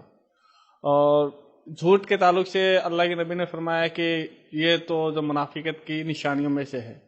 اور دوسرا پھر اسی جواب سے اس فتوے سے نکل کے آیا کہ اپنے دیش سے غداری کرو، دیش کے ساتھ میں دھوکہ دھڑی کرو، یہ بھی مومن کی نشانی نہیں. تو ایسے فتویٰ جو ڈائریکٹ قرآن اور حدیث کے خلاف ہو تو کیا وہ ہمیں لینے چاہیے؟ اور اگر ہمیں نہیں لینے چاہیے، ایسے کنفیوزنگ والے ہو تو ایسے مضمات میں ان کو پیش کرنے چاہیے یا نہیں؟ دیکھیں سب سے بڑی بھائی نے سوال کیا ایسے فتوے جو قرآن حدیث کے سیدھے خلاف ہو تو کیا انہیں لینا چاہیے یا نہیں؟ میں سمجھتا ہوں اس میں کوئی دو رائے ہے ہی نہیں کہ جو فتوے قرآن حدیث کے واضح خلاف جاتے ہو وہ کوئی مومن کو لینا نہیں چاہیے. اس لیے کہ اللہ کی کتاب سب سے مقدم ہے، اس کے بعد اس کے نبی کا قول آتا ہے. آپ صلی اللہ علیہ وسلم کی خود ایک حدیث ہے، ایک مرتبہ جو ایک صحابی کو آپ نے یمن بھیجا، یمن جب بھیجا لوگوں کو تعلیم دینے کے لیے تو معاذ بن جبل رضی اللہ عنہ یمن بھیجا تو کہا اے معاذ جب تم کوئی چیز جو ہے کوئی مسئلہ پیش آئے تو کیا کرو گے؟ تو معاذ نے کہا کہ میں کتاب اللہ میں ڈھونڈوں گا، جب اس میں نہ پاؤں تو آپ کی سنت میں ڈھونڈوں گا، اس میں نہ پاؤں تو صحابہ کے اقوال دیکھوں گا، پھر نہ پاؤں تو اس پہ اجتہاد کروں گا. ٹھیک ہے، تو آپ خوش ہوئے اس عمل سے. اس سے پتہ چلا کہ صحابہ نے یہی کیا، قرآن حدیث اقوال صحابہ اور اس کے بعد چیزیں. تو لہٰذا اگر کوئی بھی ایسی بات، کوئی بھی فتویٰ چاہے کتنے ہی بڑے امام کا ہو، کتنے ہی اچھے انسان کا ہو، وہ اپنی جگہ بہت متقد ہے، ٹھیک ہے، لیکن اگر چوک ہوئی ہے، غلطی ہوئی ہے فتوے کے اندر تو لہٰذا اس قول کو، اس بات کو، اس فتوے کو نہیں مانا جائے گا. یقیناً اس امام کی عزت اس سے کم نہیں ہوتی ہے، بلکہ اس سے عزت اس کی بڑھ جائیں گی جب ہم بتائیں گے ان سے چوک ہوئی اور وہ غلطی ہوئی، اللہ ان پر رحم کرے، ان کی مغفرت کرے، لیکن اس معاملے میں ان سے چوک ہوئی اور اس بات کو نہیں لیا جائیں گا. لیکن ہمارے پاس ماحول یہ بنا ہوا ہے چاہے کچھ بھی ہو امام کبھی بھی غلط نہیں ہو سکتا ہے. ایسا امام کا درجہ بنا دیا گیا جیسے نبی ہو، وہی ڈائریکٹ آتی، غلطی ہو ہی نہیں سکتی. اتنے بڑے امام غلطی کر سکتے، اتنے بڑے غلطی ہو نہیں سکتی اتنے بڑے امام سے. بس یہی سوال آتا ہے اتنے بڑے امام غلطی کر سکتے گا، اتنے بڑے امام غلطی کر سکتے گا. صحابہ سے بھی بہت سی مرتبہ چوک ہوئی، یاد رکھی، غلطیاں ان سے بھی ہوئی، لیکن اس کا یہ نہیں کہ صحابہ جو ہے ان کا مقام گر گیا. انسان ہے وہ ہوتا ہے. تو لہٰذا کوئی بھی بات قرآن حدیث سے خلاف ہو تو ہم وہ نہیں لیں گے، یاد رکھیے. وہ فتویٰ لینا چاہیے اس سلسلے میں. میرا سوال آپ سے یہ تھا کہ آپ نے فتویٰ جو آپ نے بھائی کے سوال کے اوپر جو فتویٰ پیش کیا، کون سے سوال پہ؟ یہ بیاض والے سوال پہ جو آپ نے فتویٰ پیش کیا، کیا وہ فتویٰ لینا چاہیے ان کو یا؟ اچھا، وہ فتویٰ جو قرآن حدیث کے سیدھا خلاف ہو. دیکھیے فتویٰ کیا ہوتا ہے پہلے اس کو سمجھ لیجئے. ایک ہوتا ہے حکم اور ایک ہوتا ہے فتویٰ. اس لیے میں نے کہا فتویٰ ہے، تقوی کا لحاظ تو یہ کہ وہ دے دے. ٹھیک، ایک ہوتا ہے حکم اور ایک ہوتا ہے فتویٰ. حکم کیا ہے؟ حکم یہ ہے کہ ایسا کرے تو ایسا ہوگا، سود حرام ہے، یہ حکم ہے، شریعت کا حکم ہے، یہ چینج نہیں ہوگا. دنیا میں رہیں گے، چاند پہ رہیں گا، مارس پہ جاؤ، یہ حکم رہے گا، حکم چینج نہیں ہوگا. فتویٰ کیا ہوتا ہے؟ فتویٰ یہ ہوتا ہے کہ زمین، زمانہ، حالات اور ماحول کو دیکھتے ہوئے مفتی جو ہے قرآن حدیث کو لے کر وہ سب چیزوں کو مکس کر کے ایک گرائنڈر سے نکالتا ہے اور ایک حل نکال کے دیتا ہے. اس لیے کہ وہ مسئلہ ہے، وہ مسئلہ ہے، یاد رکھیں، اس لیے کہ وہ ضرورت ہے.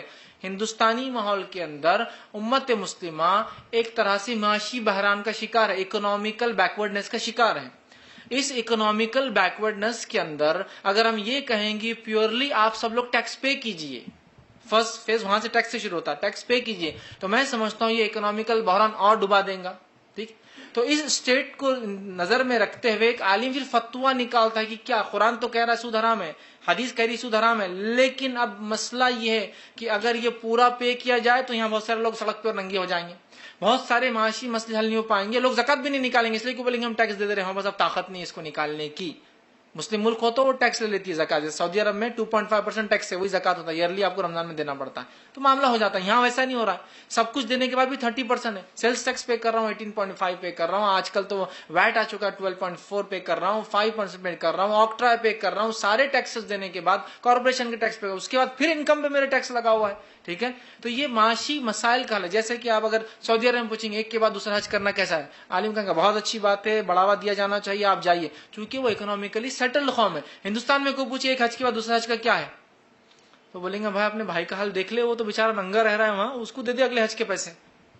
آپ سمجھ جاتے فتوے کی ضرورت یہاں پڑتی ہے جب حکم تو بالکل حرام کا ہے، سود کا آپ نے سکا وہ تو ہے، لیکن اب بہت ساری چیزیں سوشو اکنامیکل کنڈیشن، مسلمانوں کے حالات، یہ وہ فلاں فلاں چیزیں، 10 مالدار لوگ ہیں جو پورے جو ہے ایک شہر کے لیے پیسہ نکالتے ہیں، انہی کی زکات نکال دی، اگر ہم ان کو بولے نہیں 30% ٹیکس ہی پے کرو فلاں، وہ کہاں سے بچا پائیں گا، امت کے فلاح کے کام کیسے ہو پائیں گے. تو یہ سب چیزوں کو دیکھتے ہوئے عالم ایک فتویٰ دیتا ہے. اب اس فتوے کو ماننا نہ ماننا آپ کے تقوی کے اعتبار سے، ہم اس کو کوستے بھی نہیں، ہم اس کو برا بھی نہیں کرتے، اس لیے کہ یہ امت کی ضرورت ہے، یہ حالات ہے. اگر ہم بولے نہیں ضرورت ہی نہیں، جب قرآن نے کہہ دیا تو پھر سود کے خلاف فتوے کی ضرورت کیا ان کو دینے کی، نہیں، ایسا نہیں ہوتا ہے. Socio economical condition, socio political condition, socio religious condition بھی مجبور کرتے ہیں لوگوں کو کہ کیا کیا جائے. اگر ہم بولے ایسا نہ کرو تو ہو سکتا ہے جتنا پیسہ آج مسجد مدرسوں میں آ رہا ہے وہ بھی آنا بند ہو جائیں. کیوں؟ تو لوگ اس کے پاس پھر ہے ہی نہیں، وہ پورا اپنا ٹیکس پے کرنے میں ڈال رہا ہے، پورا اپنا کام کر رہا ہے. لہٰذا کیا کروں عالم صاحب، میرے اب 6 کروڑ روپیہ ہے، بچتا ہے تو مدرسے کو دیتا ہوں، مسجد تعمیر کرتا ہوں، اگر آپ بولتے تو میں اس کو دے دیتا ہوں. کیا کیا جائے؟ ایک بڑی رقم، بہت بڑی رقم، جس رقم کو حاصل کرنا امت کے لیے بہت مشکل ہے. امت ایک بہت ہی اکنامیکلی جس کو بولیں گے نا ایک بیکورڈ کلاس کے لیول پہ چلتی ہے. ہندوستان کے اندر پاکستان میں ہوا حال ہے، بنگلہ دیش میں اس سے گیا ہوا حال ہے، نیپال کا کو بہت اچھی کنڈیشن نہیں ہے، تو کیا کریں گے؟ تو ظاہر سی بات ہے اگر آپ کو لگتا ہے یہ فتوے کے ذریعے آپ بہت سارے امت کو فائدے پہنچا سکتے ہیں تو آپ لے سکتے ہیں اس کو. اگر آپ کو لگتا ہے نہیں ضرورت نہیں، میرا تقویٰ تو بولتا ہے یہ چکر میں جاؤ مت، تو ٹھیک ہے، ٹھیک ہے، یہ بھی ہو سکتا ہے. نہیں تو اگر آپ جو بھی سوشل ورک کرتے ہو آپ اپنے پیسے سے، تو وہ تو ویسے ہی آپ کو اس میں فری ہو جاتا، ٹیکس میں گورنمنٹ ویسے ہی فری دے دیتی. آپ جو بھی پیسہ جو آپ سوشل ویلفیئر میں دکھاتے ہو تو گورنمنٹ آپ کو ویسے اس میں فری. دیکھیے سوشل ویلفیئر میں جو آپ بول رہے ہیں وہ ایک ہی مد ہے جو 80G کا آپ بول رہے ہیں، 80C ہے، 80CC ہے، ٹھیک ہے. اس کے 8 ایسی جگہ ہیں جہاں انڈین گورنمنٹ 80 کے بعد ABCD تک آتا ہے، اس میں ایگزمپشن دیتی ہے. لیکن کتنا دیتی ہے آپ کو بھی دیکھنا پڑے گا.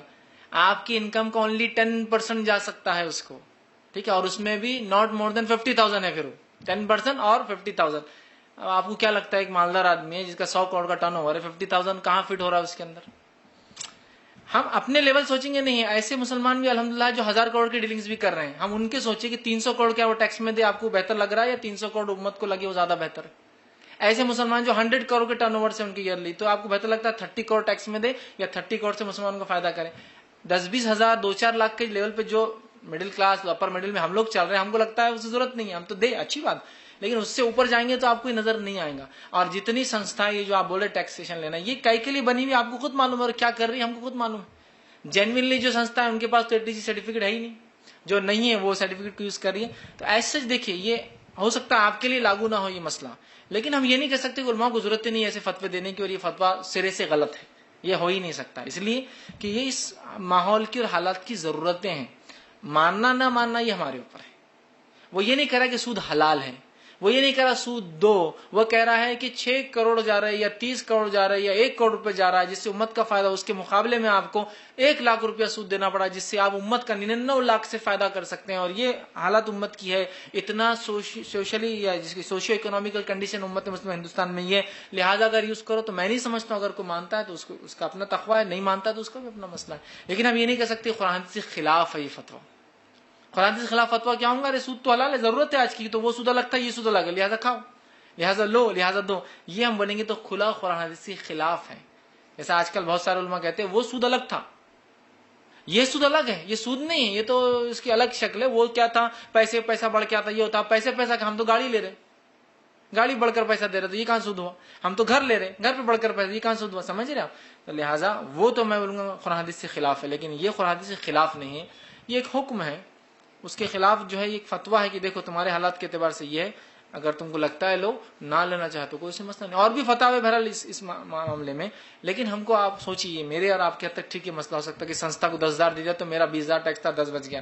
لیکن آپ اندازہ لگائیے جو لوگ کروڑوں میں کماتے ہیں یا ملینز میں ہر مہینہ ان کا جا رہا ہے, ان کے لیے ہم لوگوں کو کچھ نہ کچھ سولوشن ہو تو یہ ایک حل ہے. جس کو ماننا مانے, جس کو نہ ماننا نہیں مان, لیکن یہ قرآن حدیث سے خلاف نہیں ہے, یہ بات یاد رکھیے. خلاف نہیں, خلاف ہوتی جب وہ کہتا حلال ہے, کوئی غلطی نہیں ہے, دیا جائے لیا جائے, وہ ایک الگ چیز ہے. لیکن ایسا کچھ بھی نہیں ہے. برا مانتے ہوئے, توبہ کرتے ہوئے اللہ سے کہ اللہ غلط ہو رہا ہے, انسان وہ کر رہا ہے اس لیے کہ اس سے بہت بڑا فائدہ امت کا ہو سکتا ہے, تو میں سمجھتا ہوں یہ کنڈیشن بھی ایک اچھی ہے, اس کو مانا جا سکتا ہے. اور بہت سارے جگہ لاگو بھی یہ کنڈیشن, ایسے حالات آتے ہیں جہاں حرام کا پیسہ بھی لاگو ہو سکتا ہے کہ وہاں جان بچانے کے لیے ہو سکتا ہے, وہاں یہ تو حرام نہیں, کم از کم پیسہ حلال کا پیسہ جہاں انسان لگا سکتا ہے. لیکن جب وہ دینا شروع کر دیں گا, ظاہر سی بات ہے یہ پیسہ آپ کے پاس ہوگا نہیں. تو بہرحال وہ ایک فتویٰ ہے, اس کی اپنی ایک اہمیت ہے, ہم اس کو زیادہ وہ نہ کرتے. ٹھیک ہے, جس کے ایسے حالات ہیں وہ کرے, جس کے نہیں ہے بہرحال اس کے لیے. تو میں نے شروع میں اس لیے کہا کہ جو چاہے تو کرے, لیکن اس کے بعد بھی تقویٰ کہے مجھے دینا ہے تو بہت اچھی بات ہے, وہ دیتا رہے. نہیں, حکومت کے ساتھ غداری نہیں ہے. حکومت کے ساتھ غداری کا معاملہ ہی کہاں ہے. حکومت نے ایک آپ کے اوپر رول ریگولیشن لگا, حکومت ہی دے رہی ہے نا, اس لیے تو ہم وہ راستے نکال رہے. حکومت یہ بول رہی ہے کہ تم لون مت لو, حرام ہے, یہ غداری ہے. حکومت یہ راستے تو بہت سارے, 80G کیا ہے پھر یہ راستہ حکومت نے دیا نا کہ بھائی تم ایسا بچا سکتے ہو, تو ہم ایک طریقے سے بچا رہے تھے. یہ غداری کہاں ہوئی. اور حکومت کی وفاداری بول کے اسی کو حدیث بھی نہیں, حب الوطنی من الایمان, وہ روایتی نہیں ہے, وہ موضوع ہے, وہ حدیث ہی نہیں ہے کوئی کہ وطن سے محبت ایمان کا حصہ ہے, وہ روایتی نہیں کوئی, وہ کسی کا پتہ نہیں قول ہے, وہ حدیث ہی نہیں, اس کا سر ہے نا اس کا پیر ہے. تو لہٰذا ہم کوئی غداری نہیں کر رہے ہیں, جو راستہ نکل سکتا ہے وہ راستہ ہم نکال رہے ہیں. اور یہ پیسہ نکال کے کہاں جا رہا ہے, ہندوستان میں لگیں گا نا کہیں نہ کہیں, تو کس کو فائدہ ہو رہا ہے اس سے, کنٹری کا ڈیولپمنٹ ہے نا. تو ہم ظاہر سے غداری کی بات نہیں کر رہے, ہم چوری کی بات نہیں کر رہے, ہم کہہ رہے اگر راستہ نکل سکتا حل تو نکالیے اس میں سے راستہ. نہ میں نے کہا چوری کرو, نہ میں نے کہا غداری کرو, میں نے یہ بھی نہیں کہا کہ ظالمانہ ٹیکس ہے, میں نے یہ بھی نہیں کہا کہ ہونا نہیں چاہیے. میں یہ کہہ رہا ہوں کہ اللہ نے جو ٹیکس باندھا ہم پہ 2.5% زکوٰۃ, وہ ہے انکم پر نہیں, اسپینڈنگز کے بعد جو بچتا ہے سیونگز پر ہے. اور ایک حکومت ہم کو بول رہی ہے کہ انکم پہ ڈائریکٹ 30 دے دو. ایک آدمی کے ڈیپینڈنٹ ایک ہے, میں ہوں, میری بیوی ہے, مجھے 2 بچے سمجھو, ایک بچہ ہے, میری انکم ہے 10,000, ایک آدمی کی انکم 10,000, ڈیپینڈنٹ 10 ہے, انکم گورنمنٹ بڑی, دونوں کو ٹیکس برابر لے رہی ہے. اس کے ڈیپینڈنٹ اسلام بولتا ہے دونوں نے خرچہ کریں گے, خرچہ کرنے کے بعد لیا جائیں گا ان سے, وہ بھی 2.5%. تو اللہ ایک طرف بول رہا ہے بنانے والا خالق 2.5 لو, ایک طرف حکومت بول رہی 30% لو. تو اب غداری کس کے ساتھ آپ کر رہے ہیں, اب دیکھیے اب کیا کرنا ہے. دونوں تو یہاں ہے اسپینڈنگ, مطلب خرچے کے بعد جو بچے اس پہ 2.5%, یہاں آتے ہی کٹ جاتا ہے. ہم کہہ رہے ہیں یہ ٹیکس درست نہیں سسٹم. اور صرف ہم نہیں کہہ رہے ہیں, میں نے اس پہ ایک لیکچر پہلے بھی دے چکا ہوں, بڑے بڑے دانشور اکنامسٹ کہہ رہے ہیں کہ یہ ٹیکسیشن سسٹم ظالمانہ ہے, یہ غلط ہے, اور گورنمنٹ کو اس کو چینج کرنا چاہیے. یہ بہت ظالمانہ ٹیکس سسٹم ہے. ٹیکس تو یہ ہونا چاہیے جو آج کا ٹیکس سسٹم ہے, اس کی ایگزامپل یہ ہے, ایک آدمی لیٹا ہوا ہے, یہاں سے بھی خون نکال رہا ہے, یہاں سے بھی خون نکال رہا ہے, یہاں سے بھی خون نکال رہا ہے, یہاں سے بھی, جہاں جہاں نسیں مل رہی وہاں چبائے ہوئے سوئیاں, اور وہاں سے خون نکال رہے ہیں. ہونا یہ چاہیے کہ خون جب بن رہا ہے تو ایک ہی طرف سے نکلنا چاہیے. جب ٹیکس کی بات آ رہی ہے تو ایک طرف گورنمنٹ ٹیکس لگا سکتی ہے نا, لیکن گورنمنٹ نے خود اپنی کالا بازاری, اپنے کرپشن اور اپنی چوریوں کو چھپانے کے لیے بڑی بڑی نوٹیں نکال رہی ہے, اور ٹیکسیشن الگ الگ جگہ سے لے رہی ہے. اس سے اپنے فائدے کچھ لوگ, ایک کریم ہے سوسائٹی کا, وہ اپنے فائدے نکال رہا ہے. ٹھیک ہے, اس لیے اب دیکھیے 5,000 کی نوٹ آ گئی ہے, اب اور کالا بازاری بڑھنے والی ہے, اس لیے کہ اب کالا پیسہ آئیں گے تو 5,000 کی نوٹیں آ جائیں گی, 10,000 کی آ جائیں گی, تو سیونگز بھی بہت. آج ایک بڑا گوڈاؤن لگ رہا تو کل آدھے گوڈاؤن کا کام ہو جائے نا, 5% لیس, اندازہ لگائیے آپ. ٹھیک, تو یہ سمجھنے کی ہم کو ضرورت ہے یہ ہو کیا رہا ہے. اور یہ سوشو اکنامیکل جو کنڈیشن جو کریٹ کی گئی ہے, کچھ لوگوں نے اپنے مفادات کے لیے کی ہے. دنیا میں ایسے بھی ملک ہے جن کے اندر ٹیکسیشن ایک ہی جگہ ہوتا, پیسہ ڈالا ٹیکس لگ گیا اس میں, اتنا منیمم ٹیکس ہے 0.3%, صرف 0.3%. اور کچھ کنٹریز دنیا کے ایسے جہاں ٹیکس لیا ہی نہیں جاتا ہے, گورنمنٹ بولتی ہے ہم کو ضرورت نہیں, اس لیے گورنمنٹ کی خود ریسورسز اتنے جس سے جنریٹ کرتی ہیں. تو انڈین گورنمنٹ کیوں ریسورس اتنے نہیں اس کی جنریٹ کر نہیں سکتی ہے؟ اس لیے کہ جو ٹیکسز جنریٹ ہوتے ہیں اس سے حکومت چلتی ہے, اور جو پیسہ چھپتا ہے اس سے حکومت والے چلتے ہیں.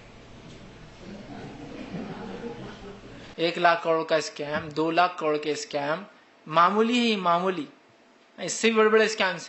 2G اسپیکٹرم, اب 3G کا آ جائے گا, پھر 4G کا آئے گا, 2 لاکھ کروڑ, کیا آپ سمجھ رہے ہیں 2 لاکھ کروڑ فزیکلی کتنے جگہ لگیں گے بھرنے کے لیے؟ تو نوٹیں بڑھاتے جاؤ, 1000 کی, اب 5000 کی, پھر 10,000 کی, تاکہ کم سے کم جگہ میں زیادہ پیسہ اسٹور ہوں. ٹھیک. تو بہرحال ایک رام دیو بابا نے ایک اچھا حل دیا تھا, میں نے بھی اس کو سپورٹ کیا تھا, 50 روپے سے اوپر کی نوٹ ہونے نہیں چاہیے. اب کرو اس کا ہم 1 لاکھ کروڑ کا, کتنے ٹرک بھر کے پیسہ لے جانا پڑے گا. بڑی نوٹیں آئیں گی تو کرپشن بڑھتا ہی ہے, یاد رکھیے کسی بھی کنٹری میں. چھوٹی نوٹیں جہاں رہتی ہیں کرپشن نہیں ہوتا, پیسے کی ویلیو زیادہ ہوتی ہے. جب بڑی نوٹیں چھپتی ہیں, خیر یہ ایک لمبا موضوع ہے, لیکن میں کسی حکومت کے خلاف بات نہیں کر رہا ہوں, میں کسی سے بغاوت کی بات نہیں کر رہا ہوں, میں کر رہا ہوں بچانے کا طریقہ ہے نا, تو آپ بچائیے, بس یہ کہنا چاہ رہا ہوں.